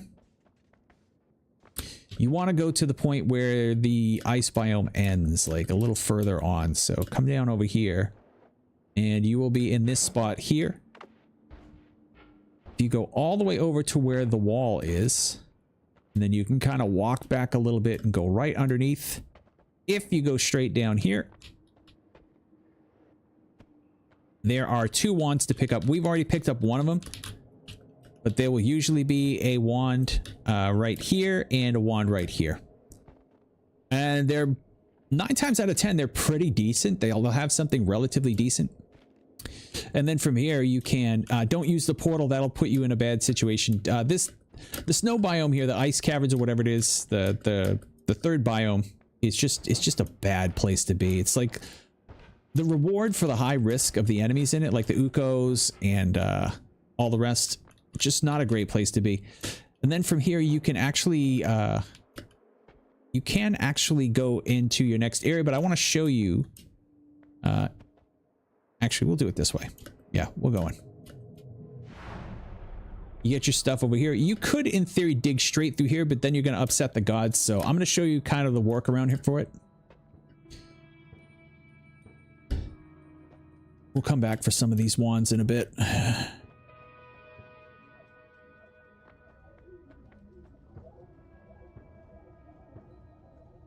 think about 92 to 93%. So you had more of a percentage than I did. And we didn't get dark at all. Like, we got barely dark. Like, if you went north of us, you could get the full eclipse, like where the whole thing was eclipsed, like where you get to in the penumbra there. All right, so if you dig up, and one thing I do want to show you here while we're here, in the Holy Mountains, if you dig right here and you're very careful, you can dig and not upset the gods. As long as you stay to this side here, don't dig over too far into this area. Dig straight up and don't pass this little spot here. This is the spot that will break the entire Holy Mountain. But if you can kind of keep a little edge here and stay up, you can dig right through, and then from here you can go wherever you want. Now let me see, where did we go? We went back that way.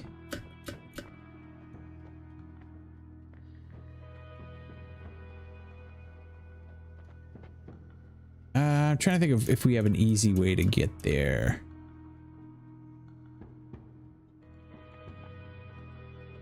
Did we make an easy way to get there? I don't know if we did. All right, well, let's head over. I'm gonna head over to show you another place that has some cool spells that you can get for free. You do have to be careful in through here. Like I said, this is a high risk, low reward area. And I know there's an Uko towards the end of this little area for me, so I have to be especially careful. I do have my invisibility, which is part of the reason I'm doing this run. Okay, so yeah, we did do a dig right through here.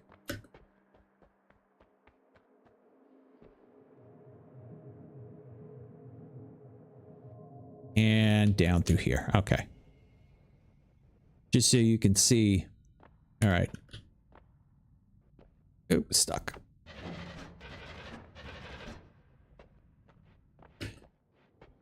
So if you come to the bottom of the Holy Mountain of the Hiisi base, and you just kind of keep going left from the Hiisi base. Just keep digging left right off of the edge of there. It's going to take a little while, but then you'll end up where you get to this rock, and you'll come to this room. This room is usually going to have 8 spells in it. The spells in it are usually pretty good. If you take this back, you will teleport back to the Hourglass on the other side of the Hiisi base. Sometimes it's on this side, but in this case, it's on the other side. All right, so those are pretty much the beginning secret areas.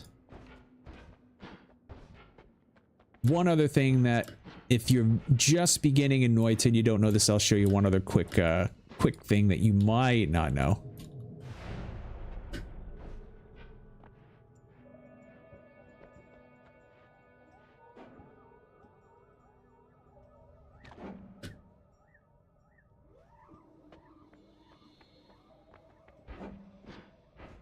Which is that you can loop around back up to level 1 anytime that you want.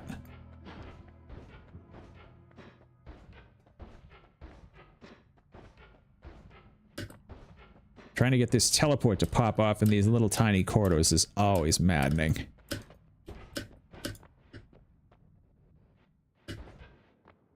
Yeah, there's the hourglass room. That will teleport you to the spell room if you have the right material to pour into there, but you're not normally going to have it, so it's usually just easier to dig there.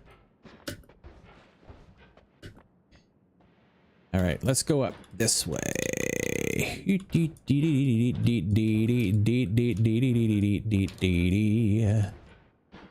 Come on now. We can do it. We can do it. Teleport. Teleport, damn you.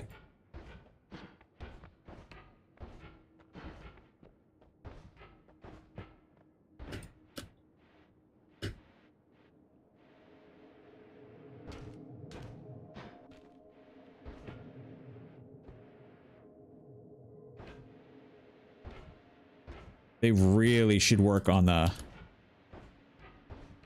mechanics of this teleport. It really should just, when it hits a wall, it should teleport you.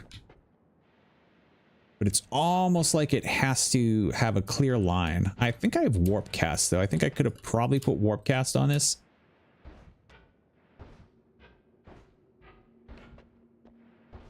We'll test it out in a sec.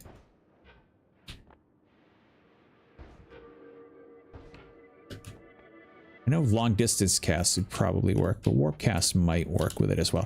All right, so you can, if you need to go back to level 1, if you go up this chasm, this brings you to the lava lake at the end of level 1 on this side. All right, and so you're right over here. And I'm sure you've been here before. If you haven't, this is just down the bottom of level 1.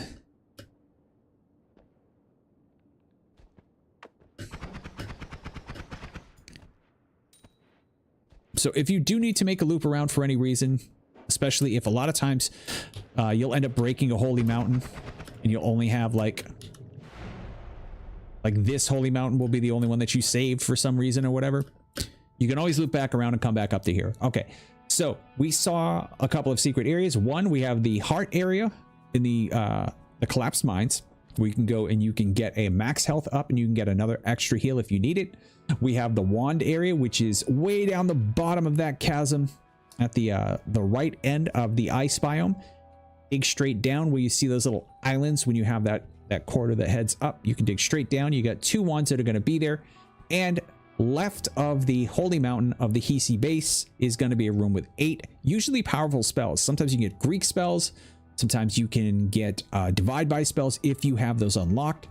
So those are some areas that you can get to right away. Plus, we also now know about that loop around. And of course, like I always tell people, one of the things as a beginner in Noita that you need to know, especially to get to these rooms and to get to the places you need to go safely, instead of trying to fight your way through every biome, is try to get yourself some good digging early. It's always good to prioritize good, fast digging early. Things that can dig through EDR, which is extremely dense rock, and can dig through brickwork. You have that. You can then take your time, be patient, go to these places, get more powerful.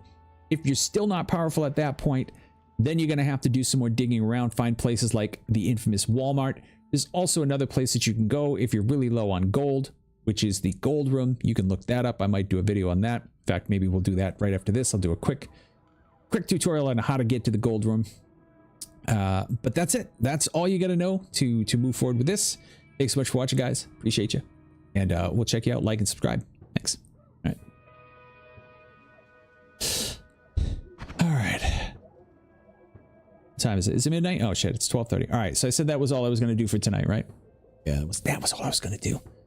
So we are not on tomorrow night. We're not on Wednesday night. We're going to be back on Thursday night. Thursday night's back to Dragon's Dogma 2. We're going to do Dragon's Dogma Thursday, Friday.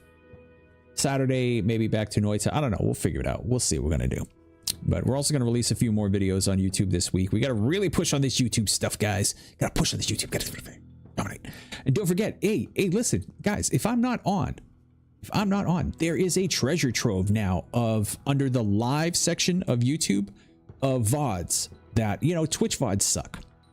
YouTube VOD's much better, right? Because we can scroll and move around, and a lot of them I have time stamped. So if I'm not on and you really do need something to listen to, you can always go back and listen to those VODs if you need to have something to pay attention to at night to help you sleep. Sometimes I know I've been told that my voice is very soothing.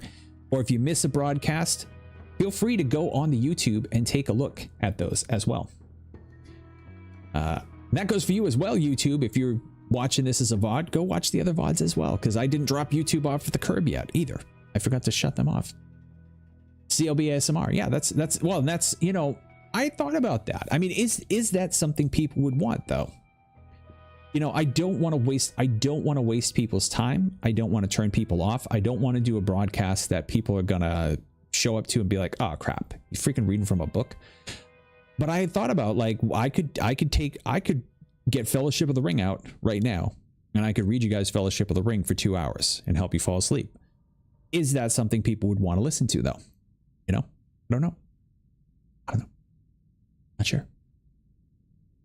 Rant reviews things for sure. Well, and I think that's what I want to do. Is I did want to do a full-on rant of 3 rants. 1, why is Twitch failing? Because it is. 2, COVID-19 was real, did happen, and would have killed many, many more people had we not done all the measures that we did that people are now making fun of and saying were stupid, like the lockdown. We should never have locked down. It wasn't that serious. Nobody died. There's a reason, because we locked down. You know, vaccines didn't help. Well, without the vaccines, a lot more people would have died. We didn't need them. We had herd immunity. It wasn't that bad.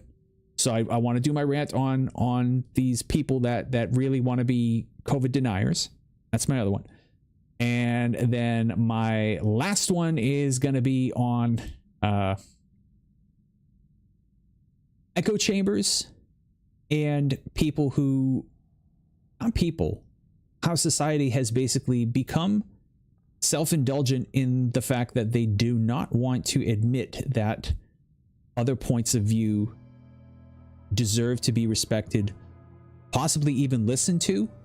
And if you don't agree with somebody, that does not mean they're a stupid mouth-breathing idiot that deserves to be mocked and ridiculed. I'd like to bring back actual discourse again, where people speak to each other. You don't agree with somebody? It's okay.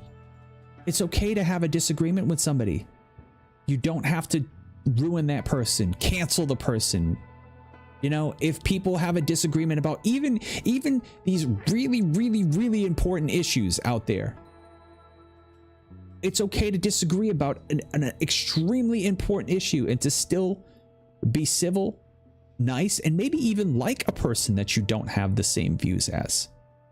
So, streamer advice stuff, maybe you could give you a few videos of just that. The problem with that is that sounds really pretentious coming from a guy that averages less than 5 viewers a night.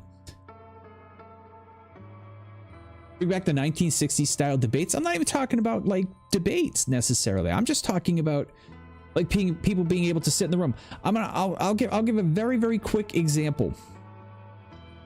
Here's a hot button topic that I can guarantee you, if I were to take one side or the other and make a video about it, that and if people actually watched it, most people won't even see the video. But let's say, for instance, I had 100 million viewers and I were to make a video about a topic of gender.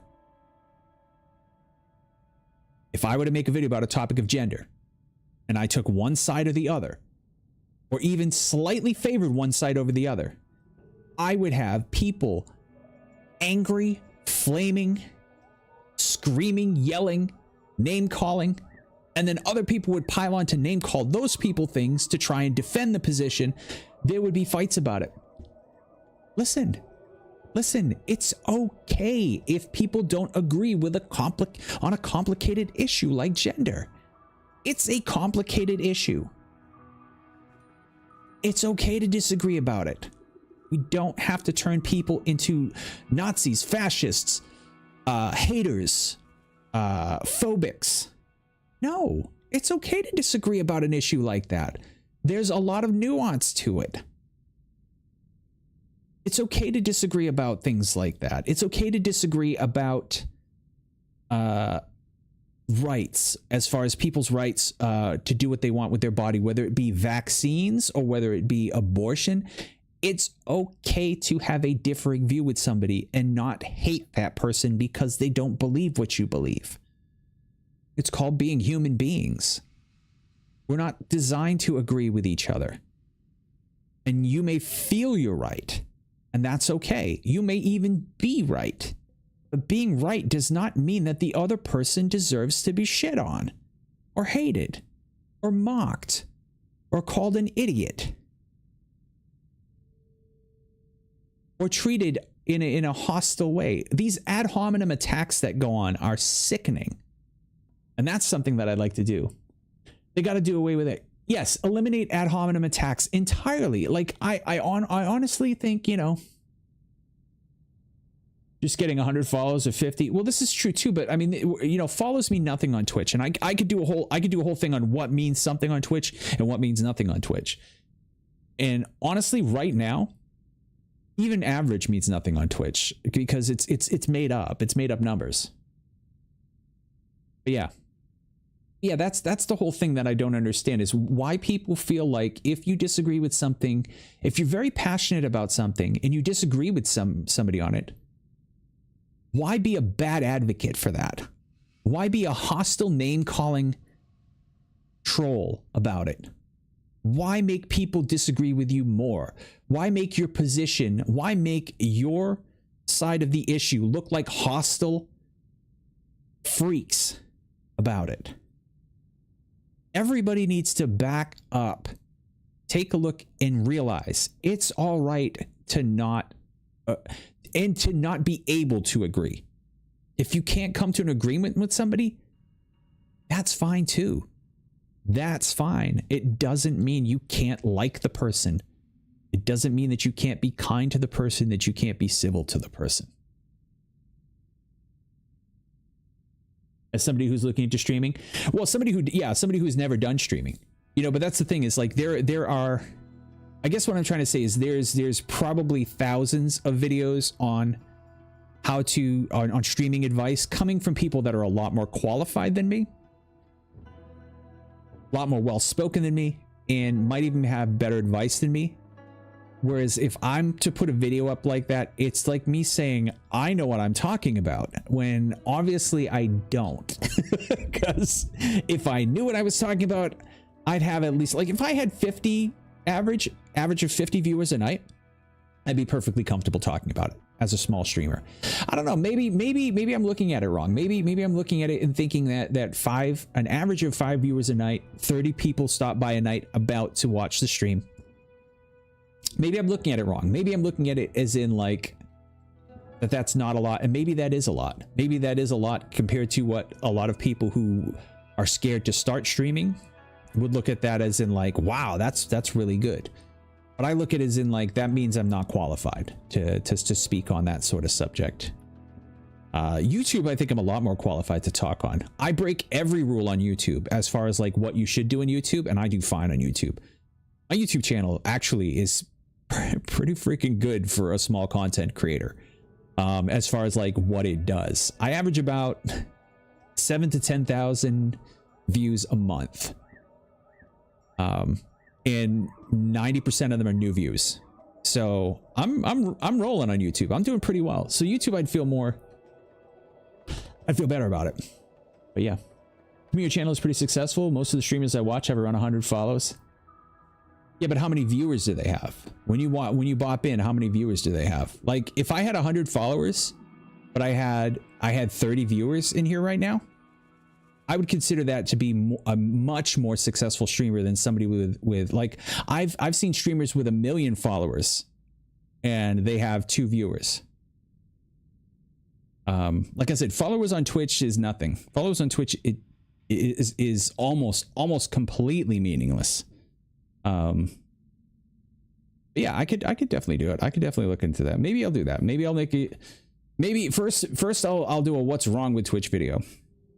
And then when people really go, are you qualified to say what's wrong with Twitch? Then I'll make let me show you how to be a successful streamer video. And then people will be like, this guy is completely out of his fucking mind. Completely out of his gourd. First of all, he's talking about what's wrong with Twitch when he doesn't even know what's going on in Twitch. And second of all, now he's trying to tell people how to be a streamer. But Maybe. I don't know. How much interest is there in streaming right now anyway, too? I don't think very many people want to do live streaming. And honestly, I think live streaming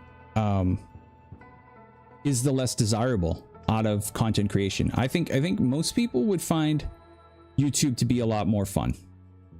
Live streaming is not fun most of the time. No, let me rephrase that. Live streaming is a lot of fun. It's less rewarding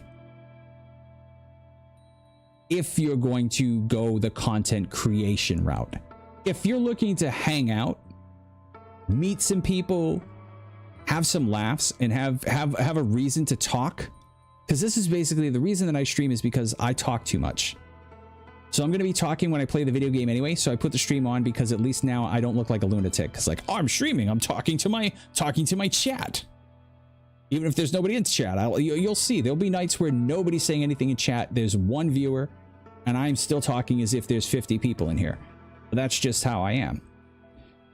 So that part of it's very rewarding. But if you're looking for it as a means of like feeling like you're reaching people, like you're reaching an audience, YouTube is a much better place to be. You'll reach more people on YouTube. At least you'll feel like you are. I think it's so much harder to earn viewers on Twitch than views on YouTube. Now, granted, if I looked at how long people actually watch my YouTube videos, maybe they only watch like 10 seconds, but at least it counts, you know what I mean? So maybe there's a lot of people on Twitch that come in here for 10 seconds and they should count too. Maybe Twitch should have something like that, like a metric for that, like a ticker. This is how many people stopped by your stream tonight. You know, there's something I can add into my what could Twitch do better ticker. How many people have stopped by the stream? Could you imagine that? Like, could you imagine like seeing like the difference between like some streamers, like how many people they average, but how many people actually stopped at their stream if they did it that way? How many people have been to this stream today? I can tell you it's usually 30 to 50 people have stopped in this stream when I've streamed, but the average is consistently below 10, usually below 5. Pretty crazy, right? Short attention spans? I don't know. I don't know if it's short attention spans or if it's just people like what they like. So the people that are here, honestly, like if you look at people's the people that are here every night, like Laser, Monster, Burn, Fluff, you at this point, you've been here a lot. Quasar. If you look at their hours, like how many watch time, super high. The people that are here constantly, their watch times are through the freaking roof, crazy through the roof. So they're here a lot because they like what they like. So when I'm on, they're here, they listen, and they hang out. And they might not be in chat the whole time, but they'll be listening, and their watch time goes up. But their watch time does not count as my average. That's the crazy thing. Their watch time is through the roof, but they don't count towards my average. Do you know why? Because they're not chatting. They're not chatting. As soon as they're inactive for, and I think it's 5 minutes, maybe even less. They say it's 15. Twitch says 15 minutes. But as soon as they're inactive for 5 minutes, boom, they're off my average. Isn't that crazy? But I watch and play at the same time. And you should count to my average. You should count as a viewer. But if you're not in here chatting, you don't count. Or at least interacting with the stream. Like clicking on the screen, or that's the screen that you have up. As soon as you tab out, you don't count anymore. As soon as you mute the stream, you don't count anymore. Yeah, look at my cool's hours, 150, and my cool hasn't been here for a year. And his hours are through the roof because when he was here all the time. Now, granted, he wasn't on Twitch. He took a break from Twitch for a while. So he's gone. But those watch hours should count to my average. Every single hour he was here, I should have count 1 my cool viewer. He should count for 5 viewers. Because he's my cool. Not your cool, my cool. But he doesn't. This is the shit that makes me want to make a video. I wanted to stream just to make new friends. And you can, it's a lot harder now on Twitch. The way that you make new friends on Twitch is exactly what you're doing right now. Hang out in channels and chat. And then once you're hanging out in channels and chat for a while, then start a stream. But I will warn you, even if you do that, your viewer count is going to be super, super low. Monster and Burn stream. Who else streams on here? My Cool streams. And their viewer count is 1 to 2, maybe 3 viewers, even though we all show up at their stream and we all watch.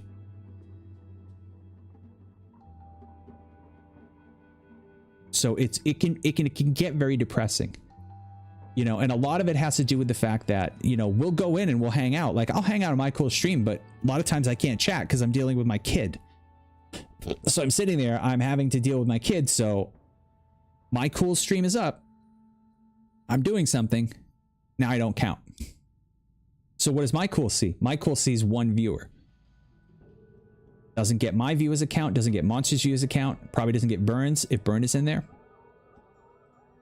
And that's how Twitch is screwing themselves, because they're making small streamers feel like crap. They're making small streamers feel bad. They should be building small streamers up. They should be making us feel important. They should be making us feel good. They should be lying about the view count, if anything. They're better advertising.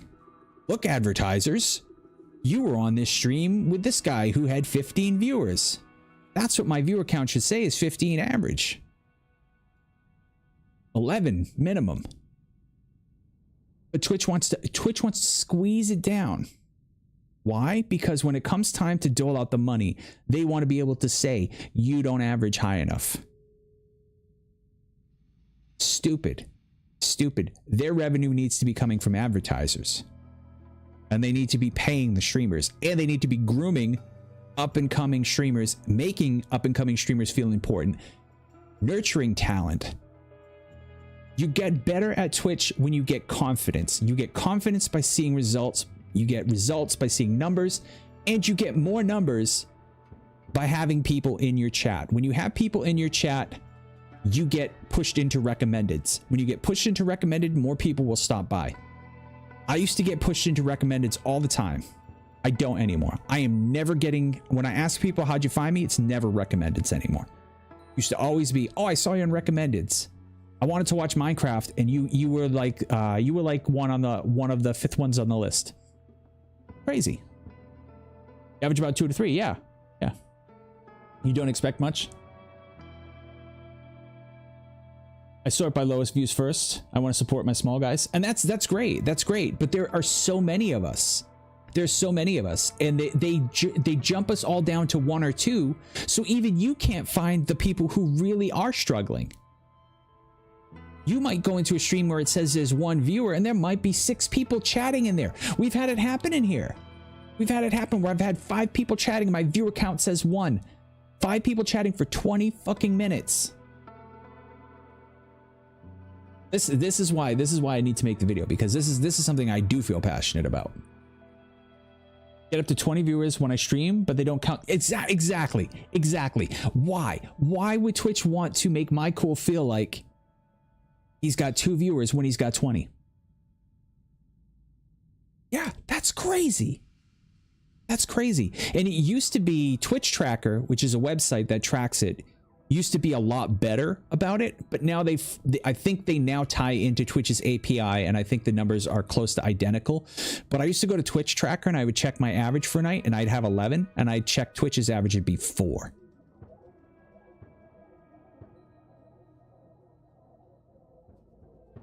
You know what I mean? Kind of makes you not want to do it now. No, listen. If, and this is what I've done, and I've had to do this, and my viewers will tell you this. The people who are here all the time will tell you this. I used to get very burnt about it because I would have it up where I could see it. I just hide it now. I just hide it and I don't check it till the end of the stream. That way, my energy is always up. My energy is where it needs to be. The only time I do check it midstream is if I go like 2 hours and I haven't had a single person in chat. Then I go, is nobody here tonight? And then I'll take a look. And if it does say 1 viewer and nobody's been here for a couple hours, I'll shut it down. So I'll be like, okay, well, really nobody is here. You know, but if you've got 5 people in chat and it says 1 viewer, who fucking cares? You've got 5 people. You know you got 5 people. Just as long as you're never looking at it as trying to make the next level on Twitch, because it's never going to happen these days. It's never going to happen. It's not happening for people that really are drawing, you know what I mean? Let alone us, you know? So as long as you're looking at it from a proper perspective of don't tie your head into that average. Don't tie your head into that average. Tie your head into, do you have people in chat? Did anybody stop by and say hello? And if somebody stopped by and say hello, take that as the positive and say, I got 1 person. I reached out to 1 person tonight, reached out to 2 people tonight. You know, it's a head game. It's a head game. And I've had to really adjust where my head came from. Because before, when the numbers were honest, it mattered to me. When the numbers were more honest, it mattered to me. And I've always said it. The numbers matter to me. They do matter to me. Because I'm trying to reach people. I'm not trying to do this to reach nobody, you know? And anybody who streams to reach nobody, there's no reason for them to be streaming. It makes no sense. It's a waste of time. But I am no longer trying to do this to appease Twitch's averages anymore. I use YouTube for that now. I use YouTube to let me know that, yes, people appreciate what I'm doing outside of the regulars that come here. Because the regulars that come here, we all, you know, we get along, we have fun, and that's why we do this part of it. But if I'm looking to be a creator and I'm looking to reach a wide audience, and I want to know I'm reaching a wider audience than just the people that I see every night, then I use YouTube for that now to fulfill that desire. And it's not that I don't feel fulfilled reaching these, you know, 6-7 people that are here most nights. I do, and it's important. It's why I do it. I would have stopped doing this a while ago if it wasn't for those people. But at the same time, I am a content creator, and I do want to reach a wider group of people. I do want to keep reaching more and more people. I do think it's good to reach people, and I want to. I've been creating through different media for ages now, and it's deflating to see the effort just get shouted to the abyss. There you go, 100%. That's what it feels like some nights. It feels like shouting to the abyss. Focus on the active viewership in chat and just treat it as fun. Yeah, and one thing I do want you to keep in mind, Crakey, is that when you're on, even if nobody's chatting in chat, even if that number says 0, you keep talking as if there are people there, because there are people there. There are people there. They may never speak to you, they may never chat, but there are people there. And if you're just sitting there going, and the game's just going by, 10 minutes go by and you say nothing, anybody that pops in for a second and you haven't said anything or haven't been entertaining or haven't been talking, they're going to leave. And that's one person that you didn't reach. So as long as you're like me and you just blab constantly, because that's all I do, I blab constantly. I love the name Overquill, by the way. That's a really freaking cool name. But yeah, it does sometimes, it really does feel like you're shouting into the abyss. And you have to remind yourself that Twitch's metrics are fucking lies. Twitch's metrics are lies. They didn't used to be, but they are now. So you have to find other ways to see if you're reaching people. And like I said, that's why I do YouTube now, because at least YouTube tells me, yes, I'm reaching people and doing something right. This is good advice. I feel people tune in because they want to engage. Dead air gives them nothing. But I'm hardly a successful creator. Well, I mean, that's the thing. You might be. You might be, but how would you know? How would you know when they don't honestly tell you? Like I was saying, we've had nights where there have been 5 people chatting. Like right now, we've got 3 people chatting, and there have been nights where I'd have 3 of us chatting like this, and it would say 1 viewer for half an hour. How is it 1 viewer if I've got 3 people chatting? Even by their own twisted metrics, which suck, that's still a lie. And why would you do that? Why as Twitch would you do that? Why would you want to make somebody feel worse about what they're doing? Why wouldn't you want to build them up? You know, why wouldn't you be focused on growing a huge variety of streamers? And I have examples of what used to go on. We used to have a community of 35 or so streamers. No joke, 35 or so streamers. Everybody was going to everybody's channels, subbing, giving bits, watching, and every single time somebody subbed or gave bits, Twitch took a piece. But we were all kind of passing the money around to each other and supporting each other because we were all making money. We were all seeing these averages. We were all feeling good. We were all participating, and Twitch was making money off of that too. And everything was growing, and everybody was feeling positive. And then Twitch started to squeeze those numbers down. It started with you could only count for one tab. Used to be you could have 4 tabs open and count for a viewer in each of those 4 streams. Think about that. And then they went, no, you only count for 1. And then it was you only count for 1 and you have to have the sound on. Then it's you only count for 1, and if you're inactive for 15 minutes, you no longer count. And by inactive, it means like, you know, chatting. Think of that. Why? Why wouldn't they want to groom people into this? They were pulling in money, and that's when Amazon came in to buy them when Twitch was successful, and Twitch is no longer successful, and Amazon sees it because Twitch listened to Amazon and said, "Oh, we need to clean up. We need to focus on our big producers. We need to focus on the top 1%." Bullshit. Because your bottom 90% are also your viewers.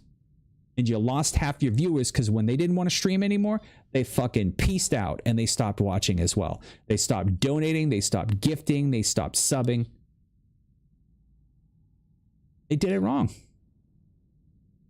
This happened years ago. I turned into a watch guy stream and he was talking to an empty chat room when I said something, and I heard him say, "That's it, I'm done, bye." I never saw a notification from him again. Yeah, exactly. You could hear the disappointment in his voice. He was dejected. Yeah.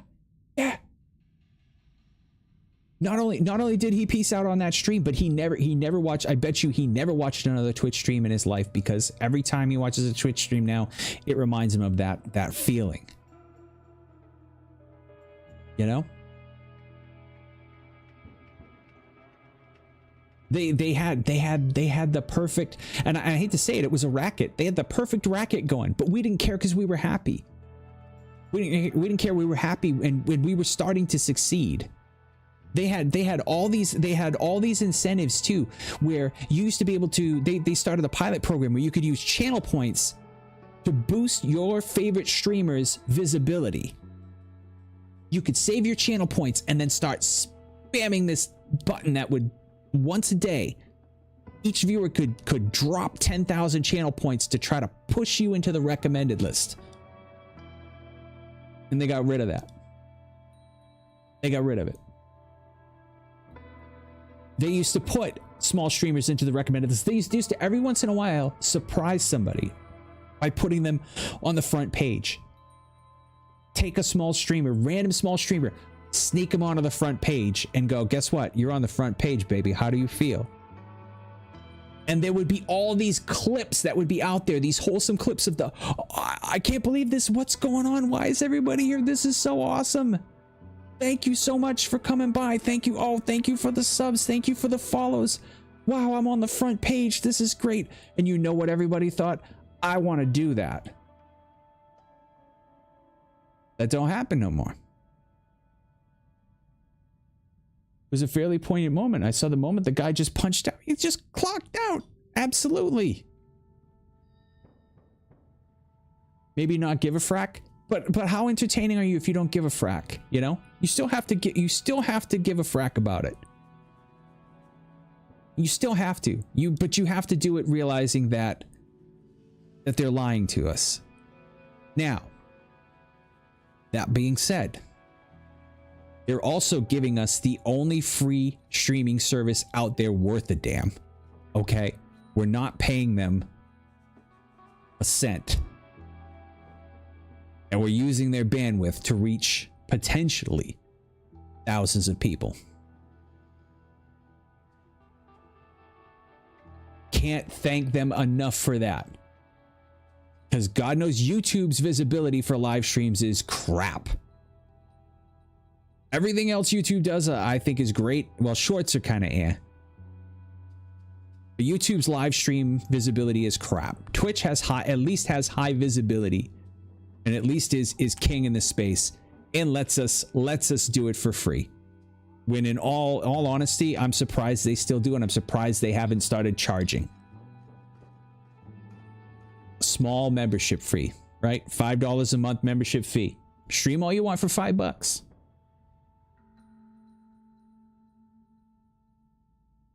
Yeah. I've tuned into this because Noita's on sale. Yeah. Idea occurs, looks on sale at Steam, GOG, etc., and then put people stream. Yeah, exactly. Yeah. Yeah. About my own so-called creation career is up. Yeah. I'll tell you what. Overquill. Hold up one sec. Let me let's do this. Let's give you a little shout out here.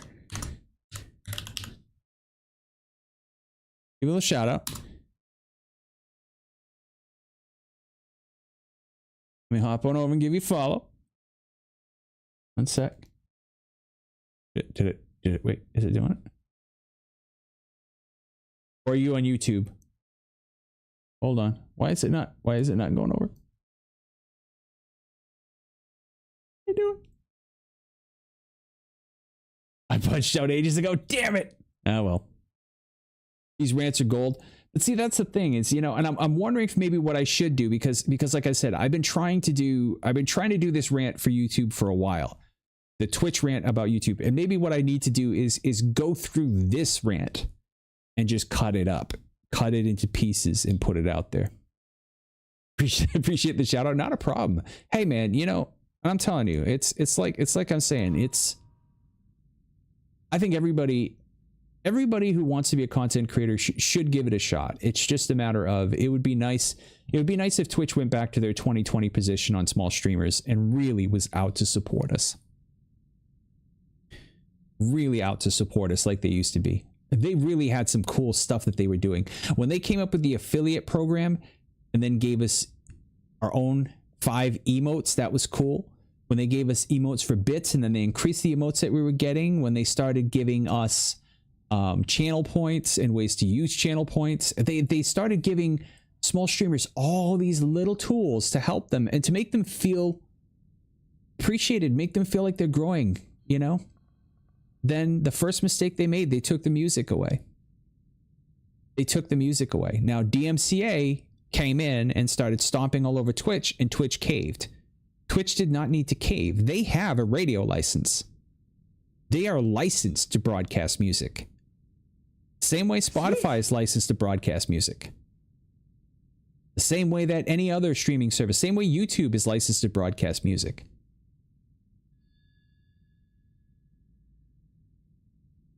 What they should have done is they should have said, you are not allowed to broadcast your own version of that music. We will give you a choice of music channels that you can put on in the background of your stream. DMCA doesn't like it, then it will just be on the background of your live stream and it won't be on the VOD.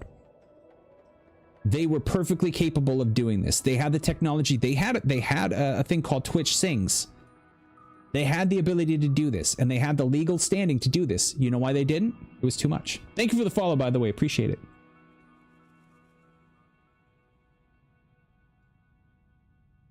Just made a Twitter account to follow me. Wait, what is that? Oh, I thought that was a command. I thought that was a command. Gotta go fetch kids from school. All right. Thank you. No, I'm heading out in a bit though, Overquill, but appreciate it. We're on most weeknights, 10 p.m. Eastern Standard Time. But you know what, Crakey? You may be right. I mean, look at that. I started ranting and I said, nah, I'm not qualified to rant on this. I already got one person in here that probably wouldn't have even said hello. Probably wouldn't have even said hello. Maybe you're right. Maybe I should be ranting about this stuff. Maybe I am qualified to rant about this. Pro ranter. Thank you, Quill. Appreciate it.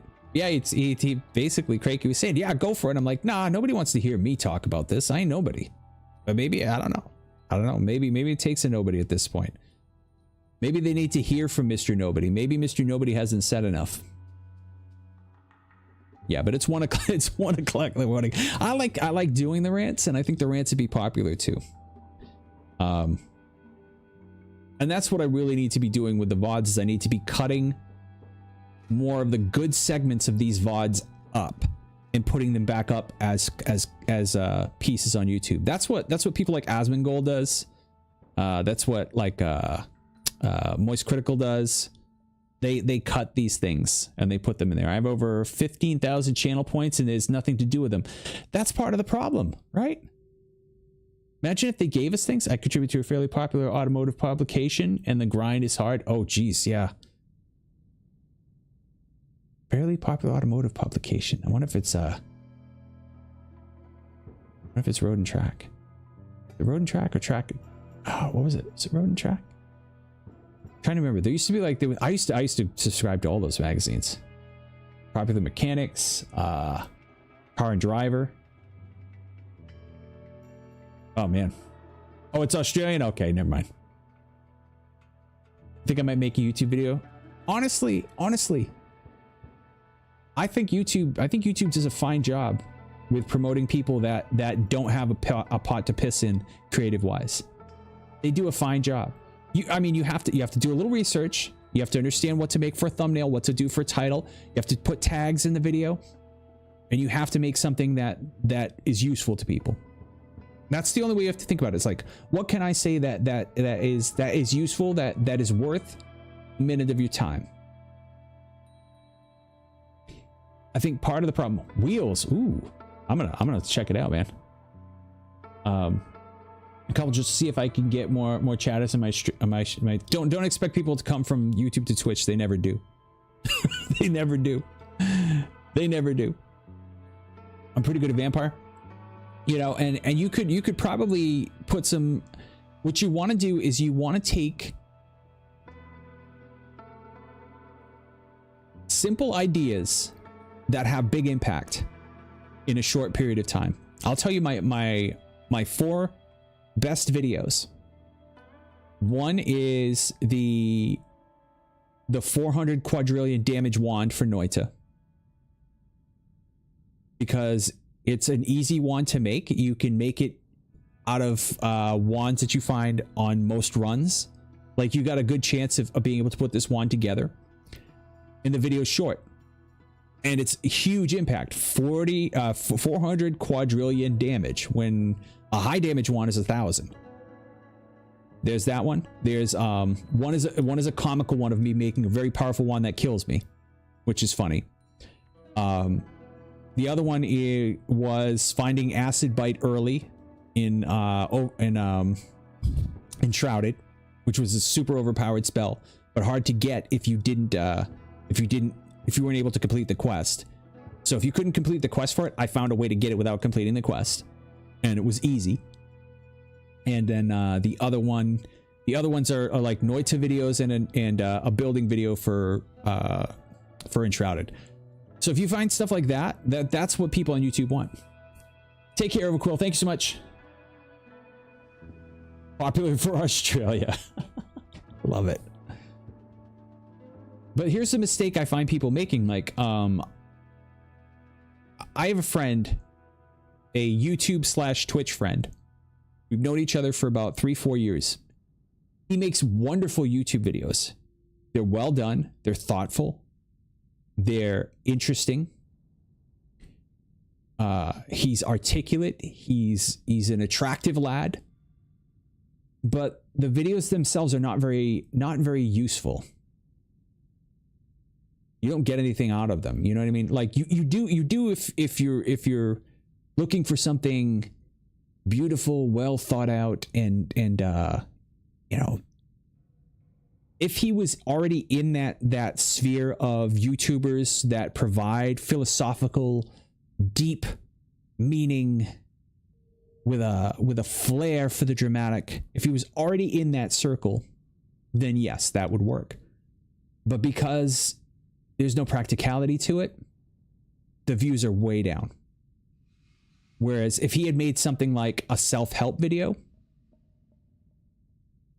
where here's the top 3 ways that you can immediately improve your quality of life just by doing X, Y, and Z, which is kind of what he's saying, but he's doing it in a very, very poetic and a very flashy and a very big way. But if he had just stuck to da-da, da-da, da-da, da-da, there's your things, and I'll show you how to do it, boom, would have big views. But that's the thing with YouTube, is it's you really do have to have something that it's got to be short, 2-3 minutes tops, until you start to build up, or if you can get a really good, obviously if you can get a really good guest and you do a podcast, then you can just do whatever the fuck you want, because like you just get that guest on and you roll. But yeah, I found that those are the ones that do best. Something that's topical, something people are into right at the time, and you just roll with it. Like the one I put up with Patrick with the eclipse. It's just a kid reacting to an eclipse, but everybody wanted reactions to the eclipse, especially a cute kid reacting to an eclipse. So I put up a short of it, 2,000 views, boom.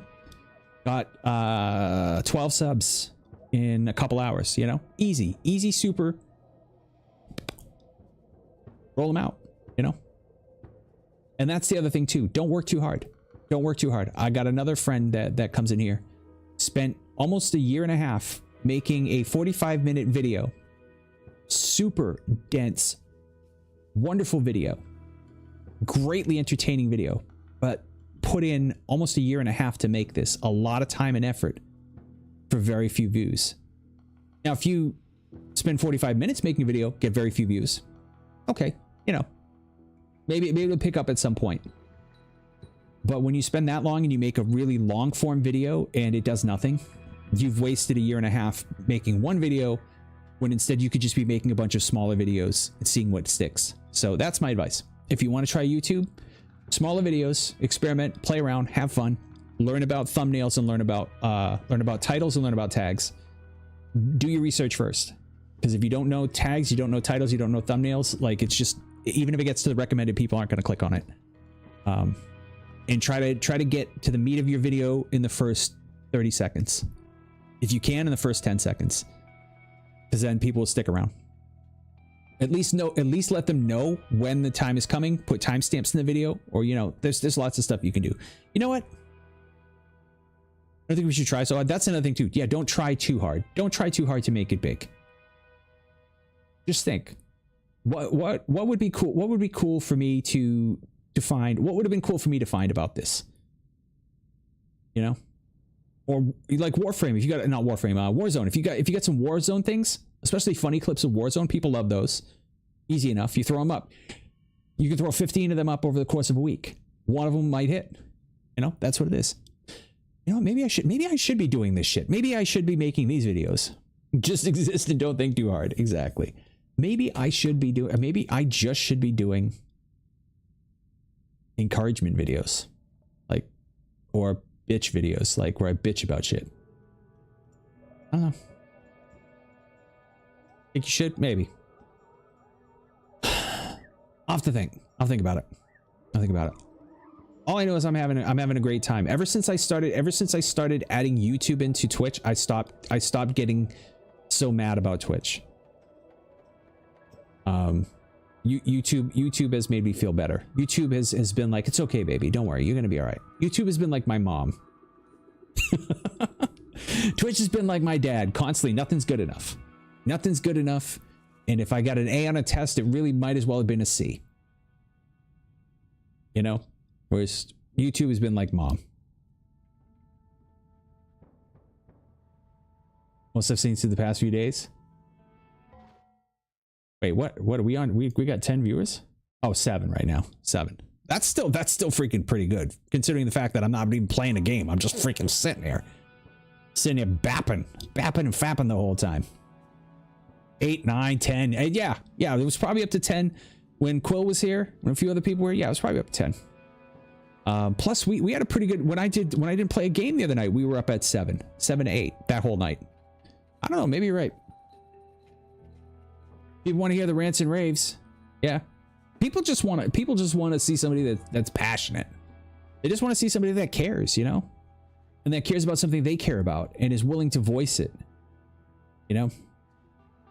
Shit. Is that all it is? People just want to see somebody saying something they want to say in an excited way. COB passion pill. Put the passion pill on your tongue, son. Now that doesn't sound good. Don't put the pill on your tongue. Don't. Jeez, I'm about to say like 6 or 7 really bad things. Plus, I'm going with the hat now. I'm going with the hat. I didn't like the hat, but I'm leaving the hat on. I think I'm leaving the hat on. I don't know. It's an identifier, even though it doesn't look good. It's an identifier. It's something that you can see and go, "Oh, hey, yeah, that's that guy. It's a guy with the guy. Ooh, you mean the guy with the hat? The Hiisi hat. Yeah. Well, you know that at work, we have like admin accounts that we use because I'm in IT. So you have your regular account, which is your first initial last name, but because you have to have an admin account that people can't track back to your email in case they hack your email, admin accounts have to be like almost like a code name. Mine is Heisenberg, which doesn't matter if people know it because big deal. But that's because I used to have the goatee and I just started to wear the hat and I got the bald head, so they were like, "Hey, Heisenberg." I was like, "All right, cool." So we'll go with Heisen hat. Yes, the Heisen hat. All right, but I do have to get going though. I have to get some sleep. I got to work tomorrow. We will be back on Thursday night. In between now and then, look for some YouTube videos popping up as we go. YouTube, I'm going to drop you off. Twitch, we'll go see. Maybe we'll go raid somebody. I don't know. YouTube, don't forget to like and subscribe. Rants and shit.